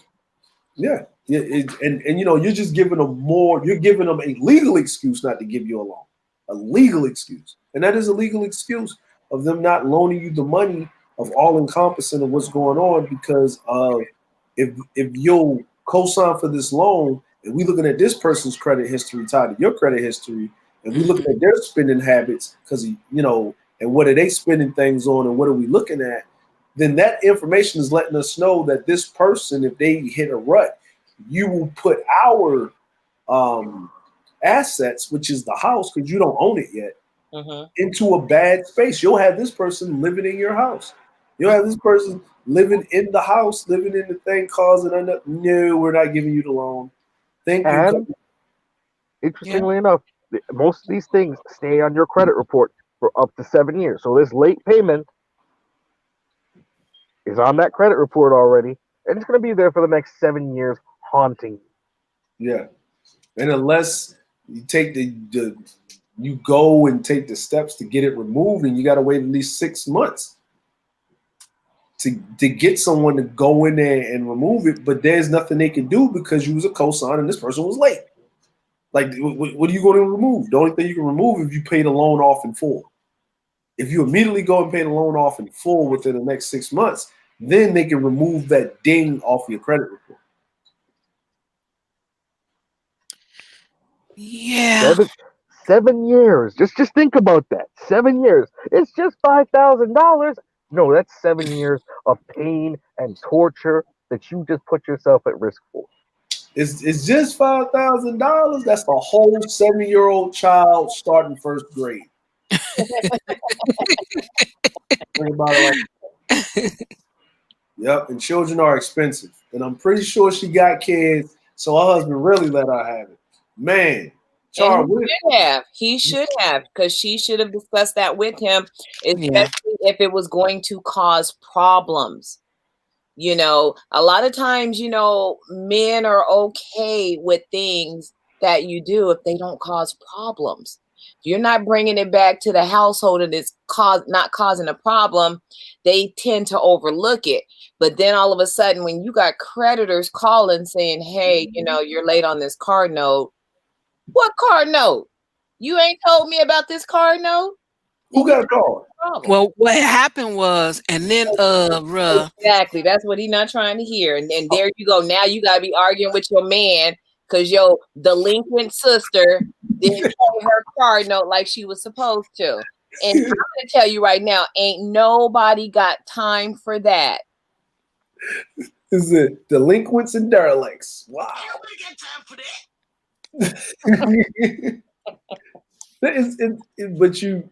But you're absolutely right. And the conversations, and I'm pretty sure it probably went a little bit like, because he probably, a lot of times, even when the credit, back in the day, they used to call the house, right? Most people don't got a house phone. They got like a cell phone in the house that sits there that nobody answers as the house phone or whatever. So because them creditors, they gonna call your job, right? Yeah. Job? Did they still call your job? Yeah, they call your job. I believe they would. I don't see why they would not. Yeah, they call your job because depending on what bank it is or whatever, they will serve you papers and have your butt in court garnishing your check. Taking your tax return. Why we didn't get our stimulus? Because savings and loan and took their payments back. I didn't see damn car. That's why. I didn't see it happen. Like actually, when I had my car, in Virginia, I got stationed in Japan, so I could not take my car with me. So, so what I did was I went ahead and I had the military put it in the storage facility that they had. What happened is I came over to Japan and I was paying my car note. And I was contacting the bank. They said, okay, cool, no problems. You're in the military. I sent them my thing because in the military, when you're overseas, it's different. So they was asking me, did I want to defer my payments until I come back? I say, no, I'm permanently stationed overseas. This is my orders, all that other stuff. So long story short is I was out in the middle of the Gulf. In the middle, I'm talking, we dropping bombs and everything, right? Mm-hmm. And this is a 6-month deployment. I ain't seen land in like 4.5 months. We just on the boat, just 360 degrees of water, nothing but dudes, right? And you know what would make me happy is when I would go and look at the money I was stacking in my bank account tax-free, because I had plans. So I go and I look at my money and I'm minus 10 grand. Oh, hell no. I start flipping. I was like, what the hell? Right? And I was like, what's going on? And I said, I'm minus 10 grand from something, right? So they was like, now we're in the middle of the ocean. So they was like, hey, calm down. Wait a minute, you single. You ain't got no wife and kids or nothing, bro. Like, what's going on? I said, I don't know what the hell's going on. So they say, hey, calm down. So we had a financial specialist on the ship.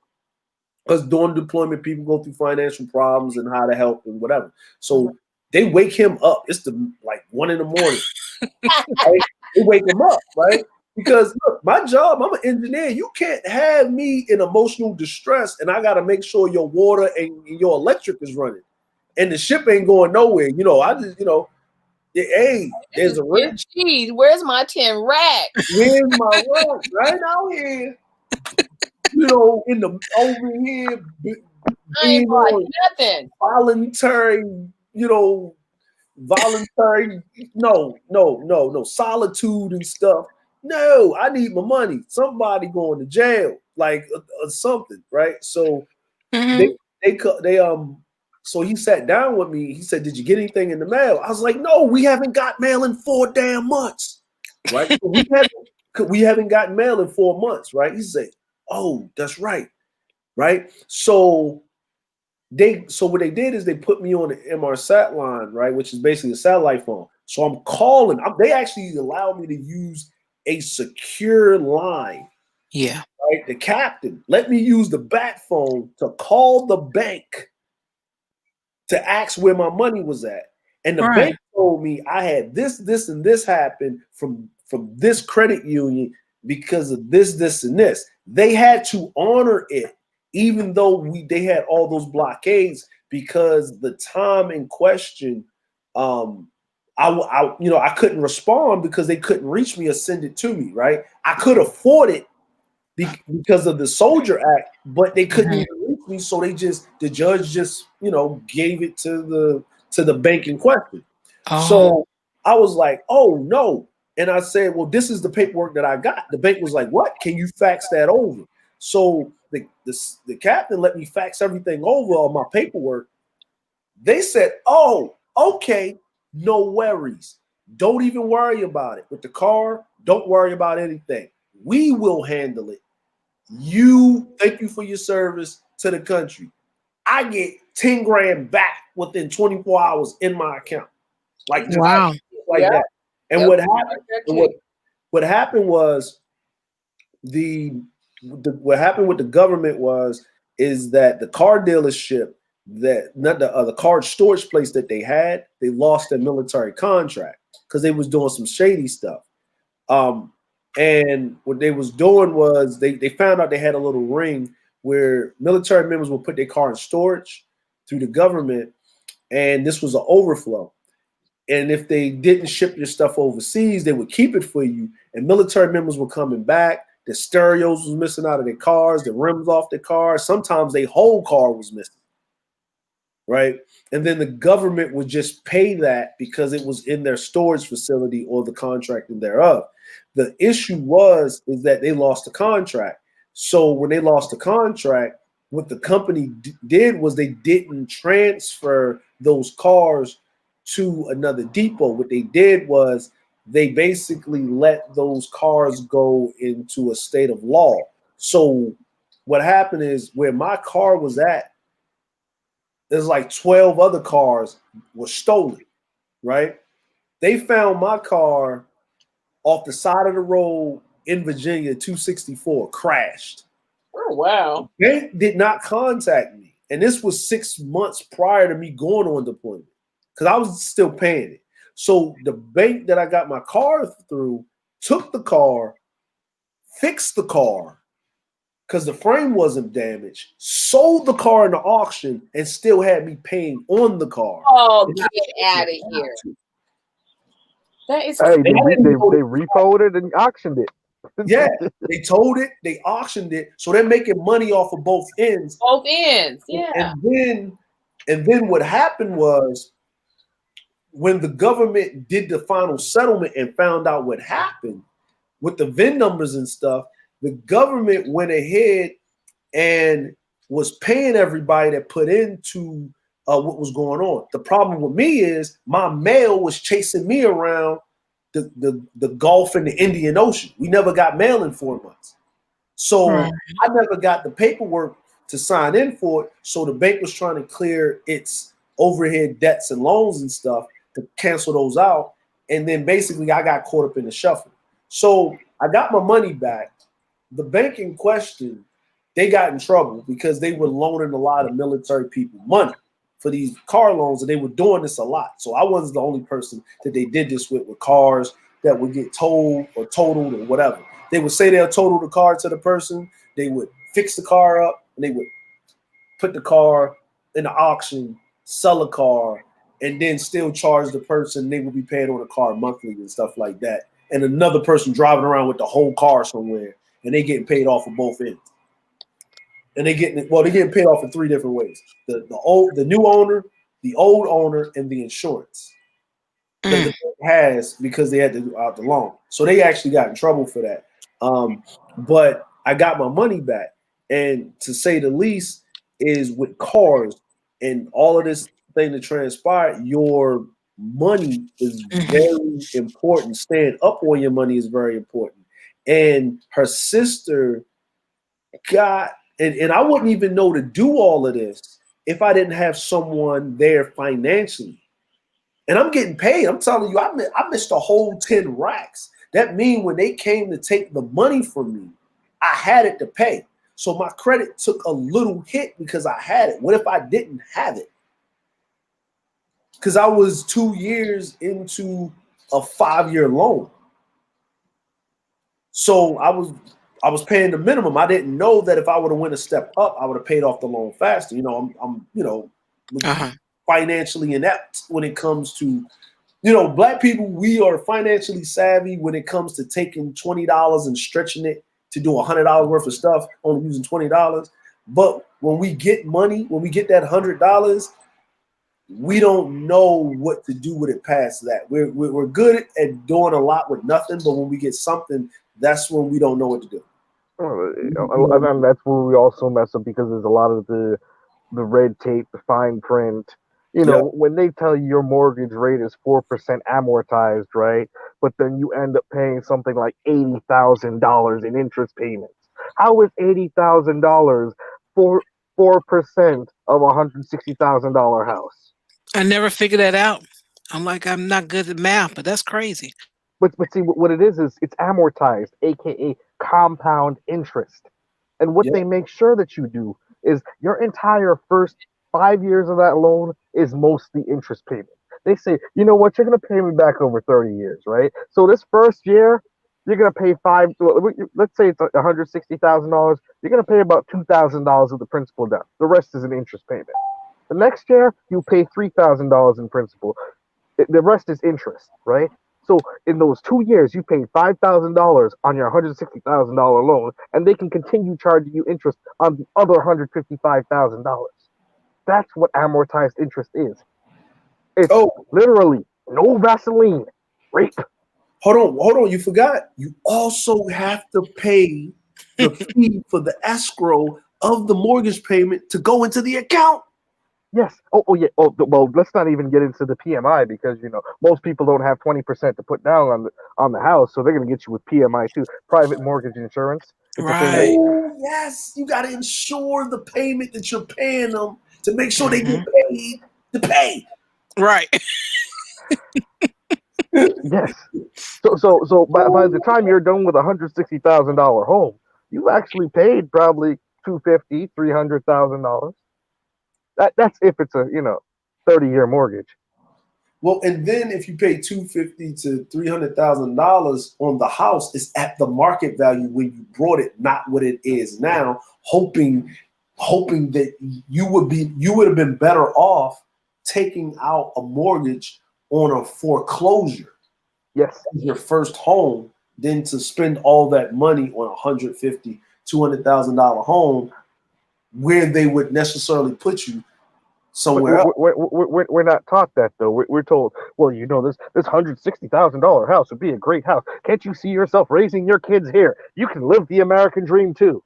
While we just take you out back and no Vaseline and bend you over. Yeah.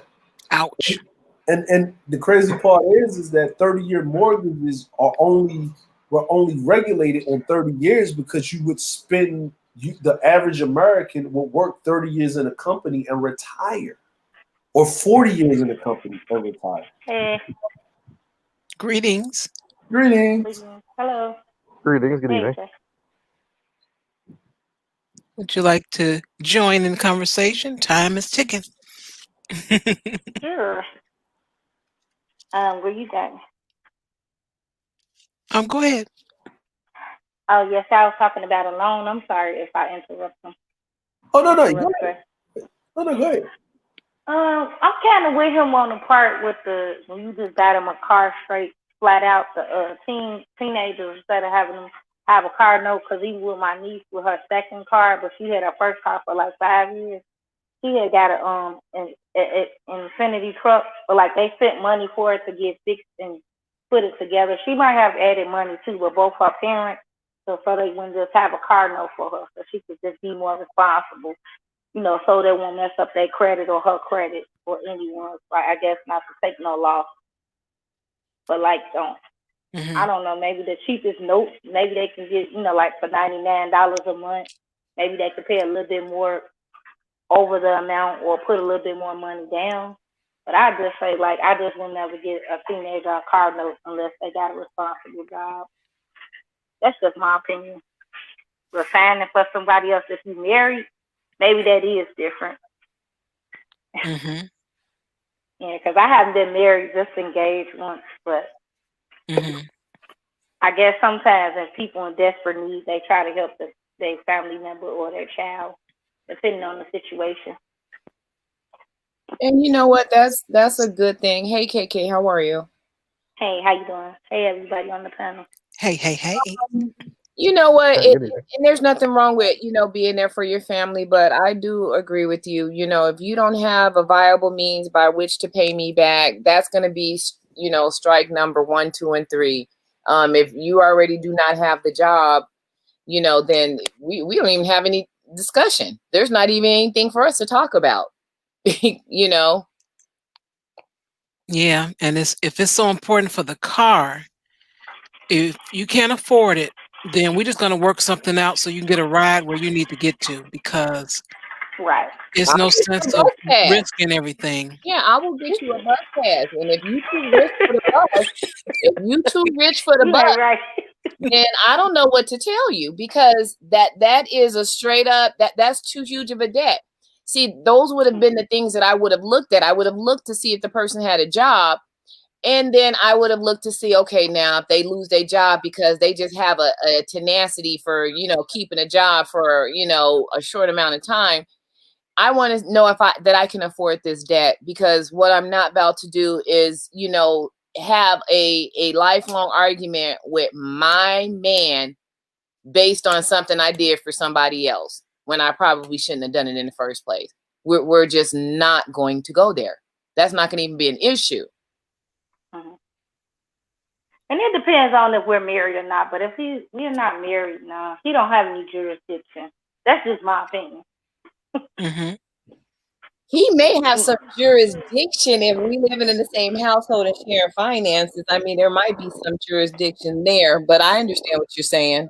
Well, I also understand what you're saying about him not necessarily having jurisdiction, but when it comes to matters of money, with the limitations we have as black people, it's always good to get a second opinion. Always. Because he might have said, hey, let me take a look at this vehicle before we buy it. He might have a friend that's a mechanic that could take a look at it, so that your sister's not spending $5,000 and then still having to put another $1,000 into fixing the vehicle so it runs. Yeah, that's true. Yeah, that too. But her truck running fine though, because it's a luxury car, so they can kind of afford it. They got pretty, pretty good jobs, pretty good careers and stuff. So it's different for different folks for different folks. But when they first starting out, like at 15 or 16, yeah, you can just get them a little dusty little vehicle, as long as they run to point A to B and C, or like DeAndre said, something that he had already in the garage or something. I believe that if somebody is 15, 16, all the way up to 20, a vehicle that's about $3,000 will do them good. A beater with a heater. True. You don't even need air conditioning. You know what you need? So, roll down the windows and go 60. That's your air conditioning. No. You ain't right. At least the AC in there. No, you need AC. You need AC because I don't want you crying to me saying you got a ticket because you was doing a 60 and a 30. And if you had AC, AC you wouldn't have gas, that's sucking up all your gas. You need to that's true. But see, here's the thing: if you're running that AC in there with the gas, then now you got to be more stringent on who you got in your car. Because we ain't going nowhere. Y'all ain't got gas money. Don't you step in my car and you can't put at least 5 or 10 on the tank. Oh, Lord. Hey, they say that's a proven theory. A theory that the gas and the heat or what do you call it? The AC is not entwined. It doesn't really waste the gas. They did an experiment on TV like that. Like these two scientists, they said it really don't have much to do with it. Oh well, if you do the reciprocation thing, like you know how you got the thing on the dashboard where it got the air just flowing through, like it got the little sign where the air flow through, then it got the one where it's reciprocating, and then it's got the where it's just going in, it's reusing the air, right? And then it's got the other one where it's like going through, and then it's got the defrost, little defrost symbol. a lot of people don't know that the reciprocating air is the one that doesn't cost you any gas, heating the cooling. Everybody use the other one because it cools down the car faster, it heats it faster, but it's actually wasting your gas because your engine has to bring in more air, and it has to run the coolant more because it's using that cool air instead of being reciprocated through the coolant pushed back through the back end. So yeah, they right, but they ain't telling you the whole story. They trying to use the trick bag to get you to burn more because gas prices are low because people ain't going nowhere. We need to get this gas so we can use it. But having a little beater just to get you from to and fro, that's your first car. That's your first love. That car. That's your entrance into adulthood. When I say something, when I look at these kids, these older folk, right? Like the boomer generation, right? And they're like, y'all ain't responsible. And all. Hey, hold on. Y'all, how much was a car back then when you was going, Grandpa? $12. Shoot. I was gonna say what, $300 or something? $300, but then y'all had people in the neighborhood where you could put you together a car. Like, hey, get me an engine off of that. Chevy. Yes. Exactly. Yeah, like you're not paying import tax. Everything was made in America. You can get you a engine block over here, a transmission over there. Like them cars, like y'all didn't have power steering. Y'all just was in them. Like, and y'all would just drive and they would go like 60 miles an hour. I said, you know what messed y'all up? Unleaded gas. That's what messed y'all up. They changed the gas to unleaded. That's what messed everybody up. I'm like, of course, the environment was, whatever. But the problem is that, and I feel sorry for kids nowadays, is because you could still be a perfectly functioning kid in society if you didn't have electronics like that. Like one TV.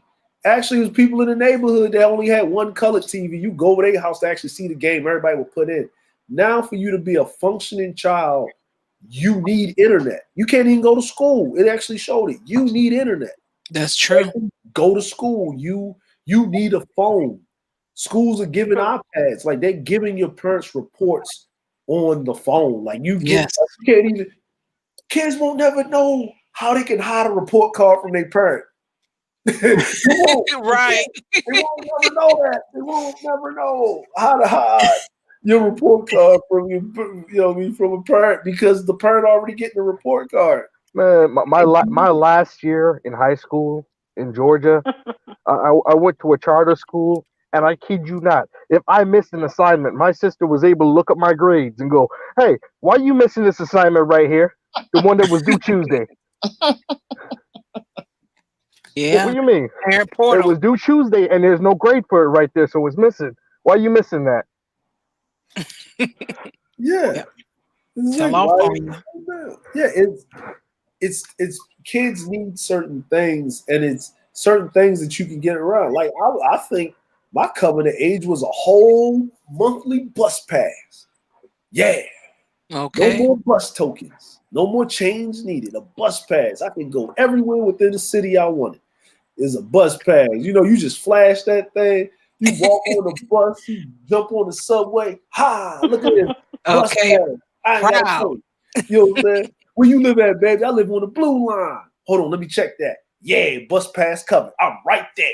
Yeah, that's one less thing you got to worry about. Transportation. I just got to worry about being there.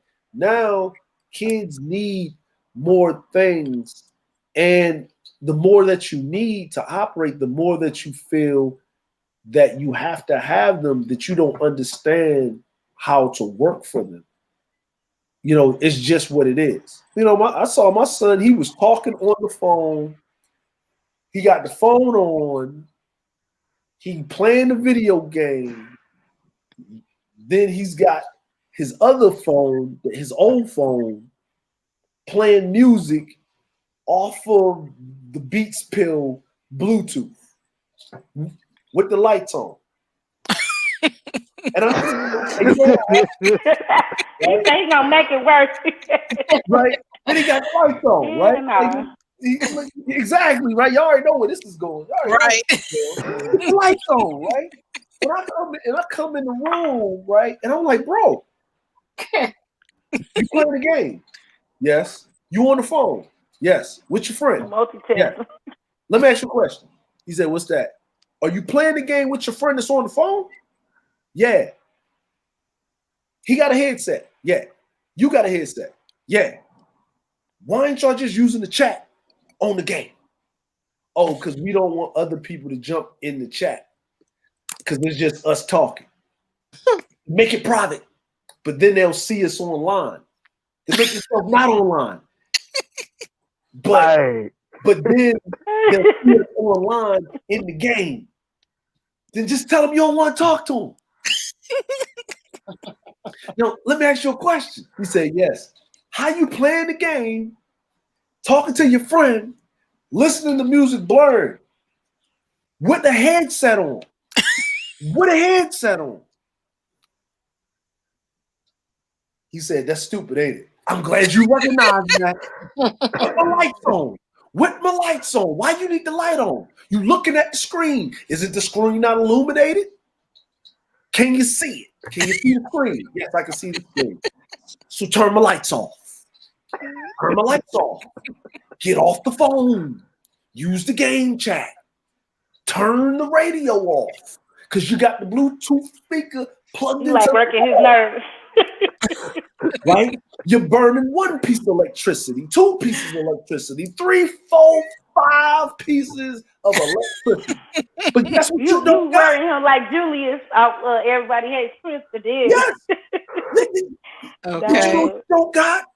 You don't got even a quarter of a piece of money to put on the bill in here to pay for the electricity. I said, guess what? You know what you got? If you don't turn it off right now, son, you ain't got to worry about talking to your friends. Because it's gonna be off. You're gonna be talking to an imaginary friend in the television because it ain't even gonna be on.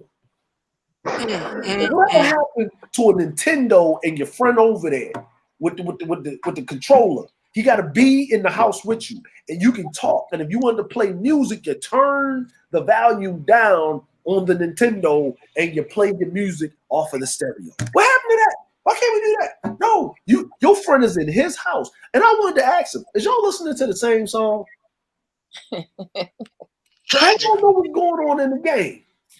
I'm just, this is the things I have to go through with my kids. And I said his other phone, right? He got a new phone.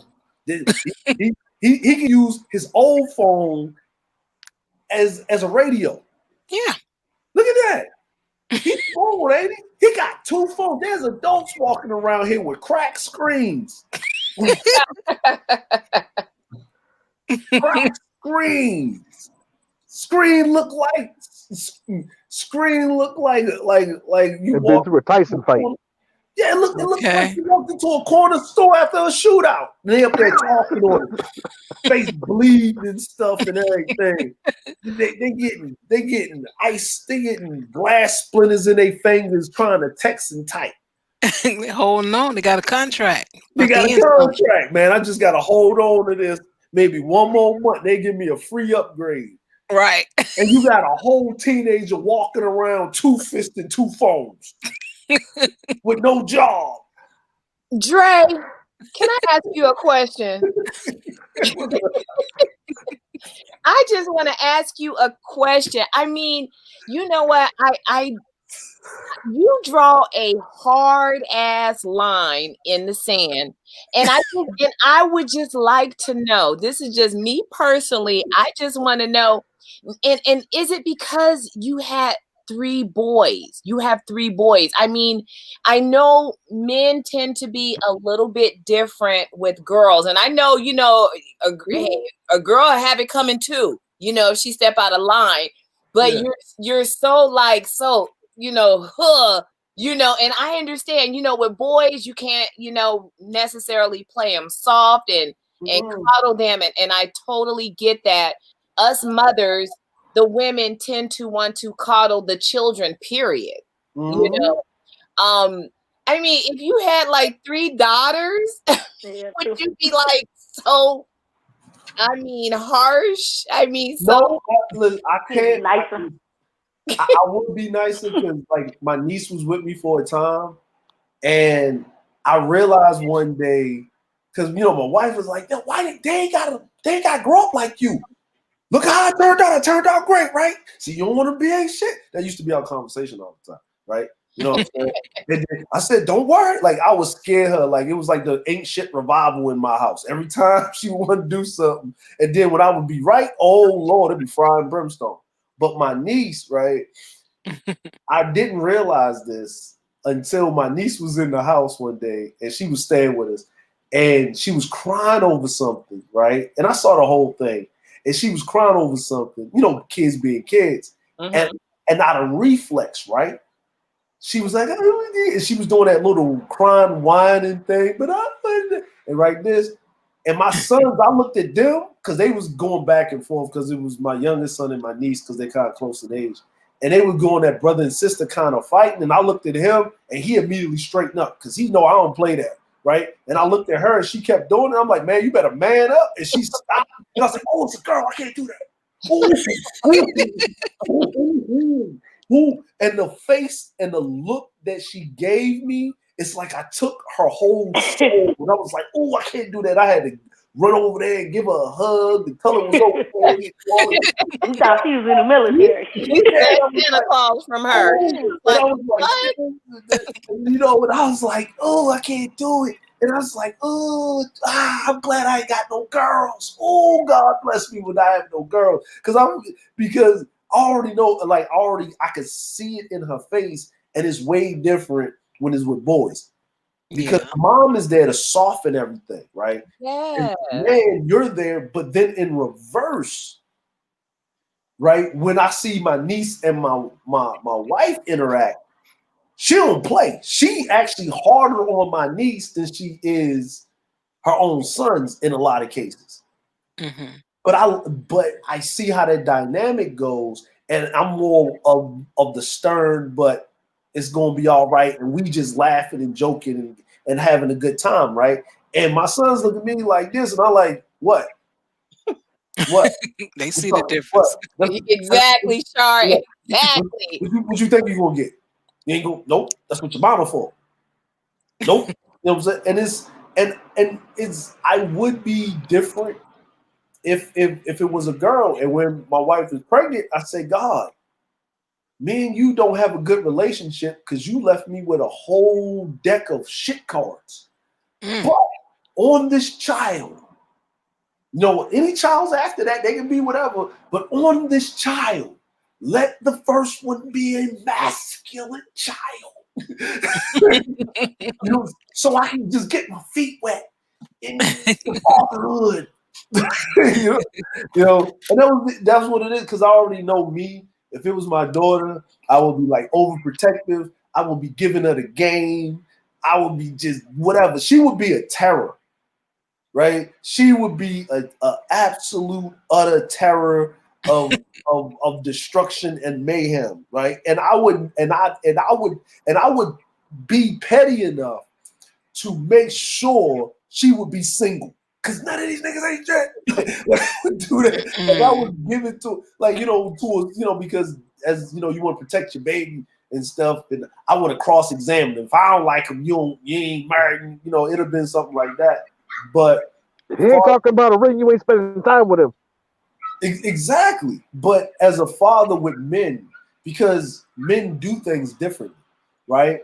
My wife, she's got this thing like, why don't you talk to she's got this thought of how men should operate. And I said, man, we're good. And she said, what you talking about? If I'm not in their butt, that means we're great. Right. See, look, go in this room and ask your son, is he happy? Right? He's like, what? Watch this. Dion, you happy? Yeah, I'm happy. See? Why you happy? Daddy didn't say nothing to me today. See, exactly. Look, the lights is off. He talking to his friend on the game. and he ain't playing no music. We're burning up the electricity in here. See, look at that. We doing a great job. You like messing with your son? Yeah, all of them. But I do that. Well, I do that on purpose because men need to always manner how they move, especially around other men. If men aren't supposed to do a lot of quote unquote talking when we're in each other's spaces, it's usually one man talking, other men listening, then they give their interjections and it goes back and forth. And the only time two men are talking at the same time is when they argue in a point. Other than that, we don't do all that. It's silence. You know, men will sit around, drink a beer, and be around a car, right? And be just hand me the wrench, and they'll hear the engine, and you'll just hear a whole bunch of laughing and jokings and high fivings and all types of stuff going on. You might be super strict too, though. Huh? You might be super strict. Yeah. Super strict, super military. Well, I'm like, well, most of my upbringing came from my mama. My mama was strict. She wanted in the military. That's just how she was because she knew how life was. It's just my kids. She religious? Oh, well, yeah, she religious, but it was my kids are actually more. I'm more liberal with my kids than my mom was with me. They're able to do more stuff, really? go and do more things. But the one thing that I always want them to understand is being aware of their surroundings. And that's just a teaching thing because men always have to be aware of their surroundings. Like you actually have to be on high alert, especially if you're talking about later on in life, getting a family, because you're the protector of the family. You have to watch. And especially when a woman's carrying a child, that's when she really is the most vulnerable. You have to keep because she can't, all her protection is for the child itself, but you're for her and the child the overall.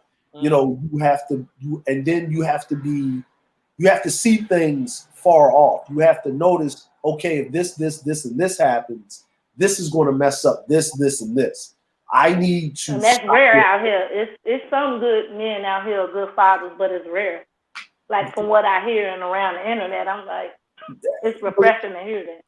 Well, and that's something that has, that's something that comes with time and it has to be changed. And that's why I'm tough on my sons because I don't want them to be soft, whiny, complaining, and thinking that the world owes them something. And the world doesn't owe you anything. Period. Especially a man. That's Your job true. is to get out there and provide something. And if you're complaining that in your late 30s and 40s you just figured this out, then you have an internal problem with yourself because the men that don't complain about it and just put their head down and just move forward in life, they found that out at an early age, but it was another man that told them and instilled it into them. I'm like, I don't care about wearing this, that, and the third, or what I've got or whatever. How is my family eating? Look at how my kids are dressed. Look at how my wife is doing. Look at I'm not caring about the house itself. I'm caring that this is where my family lay their head at. I could live in a box and be good if I was single. I could live in a box and be good if I was single. A box. A box, yeah. I just need a bed, a couch, a TV, a place to put my clothes, and that's it. And a beer. or a bottle of yak or just a little bit of whatever. And you tell that because if you go into a house with a family that's married, you know what a man's space at is in the house. It's either in the garage sure or do. early. You know where his chair is. You know where the man's chair. Oh yeah, that part. Yeah. He got a chair. I don't care who. He got a chair somewhere in that house, and only he sits in that chair. Hey, that chair got duct tape on it. You better not touch. Like Red's the bad guy. Got that tape on the bed. You better not stand on it and everything. Look, and the only time you don't see that chair is when the family pitched together and got him a new chair. A new one. Right, because he's not touching it. Yeah. It reminds me of Archie Bucket chair. Don't tell all in the him. family. Couldn't nobody sit in his chair, his 2 chairs or something like that. And if he allows you to sit in the chair, that means you got some respect, or you was pregnant, or you was something's wrong with somebody that he allowed to sit in Exactly. the chair. Because hey, go ahead and sit in Mhm. the chair. You ain't doing too well. What? I can sit in the chair. Yeah. Well, My, listen. my father had a chair. My grandfather had a chair. My Yeah, husband had a chair. They my uncles and my had a grandfather, chair. the good men in my life.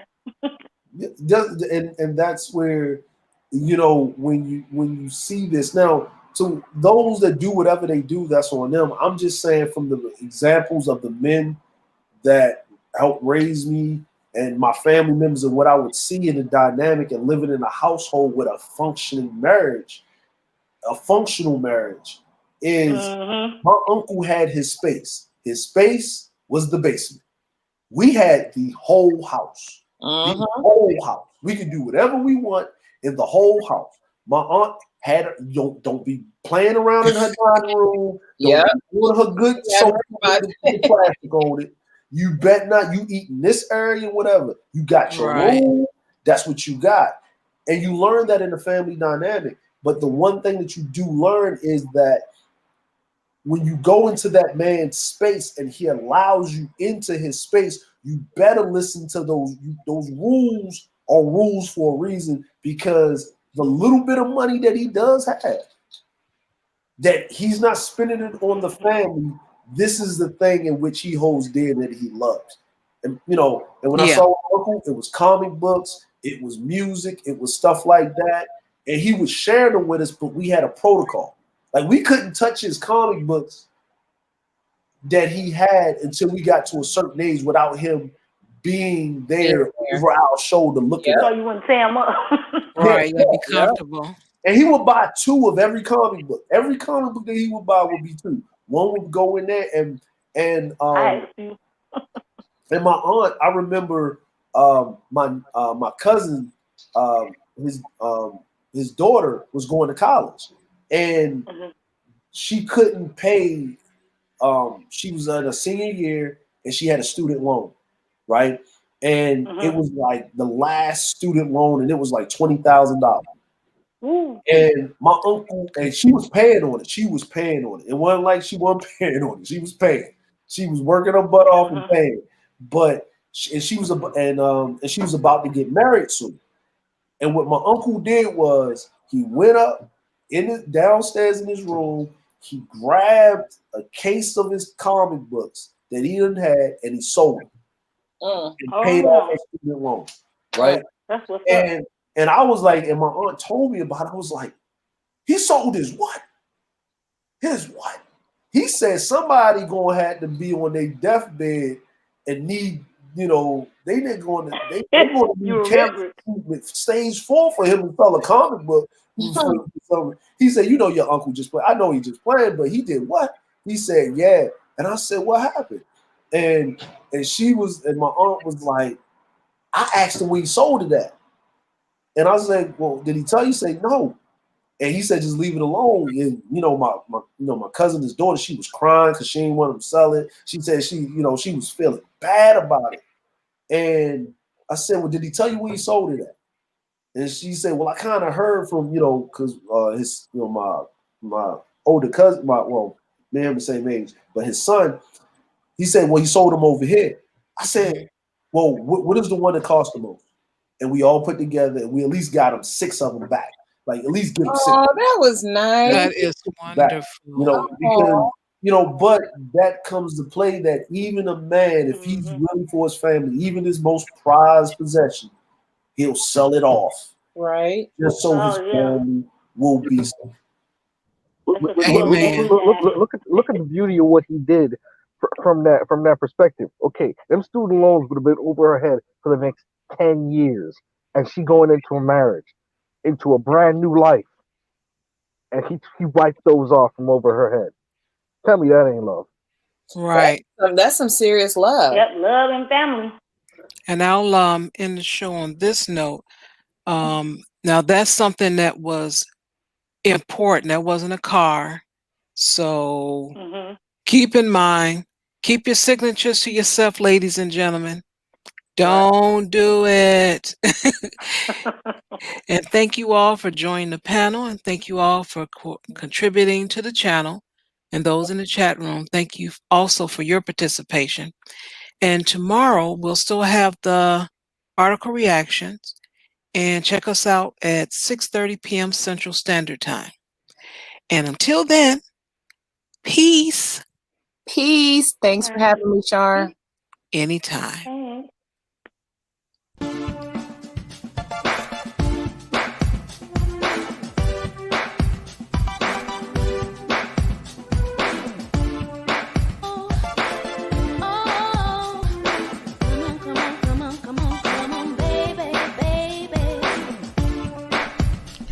Hey folks, it's your nighttime, it's your right time DJ Music. Make sure you join Char Willie each and every Saturday, 7:30 Eastern, 6:30 Central, for article reaction, right here on your local YouTube channel.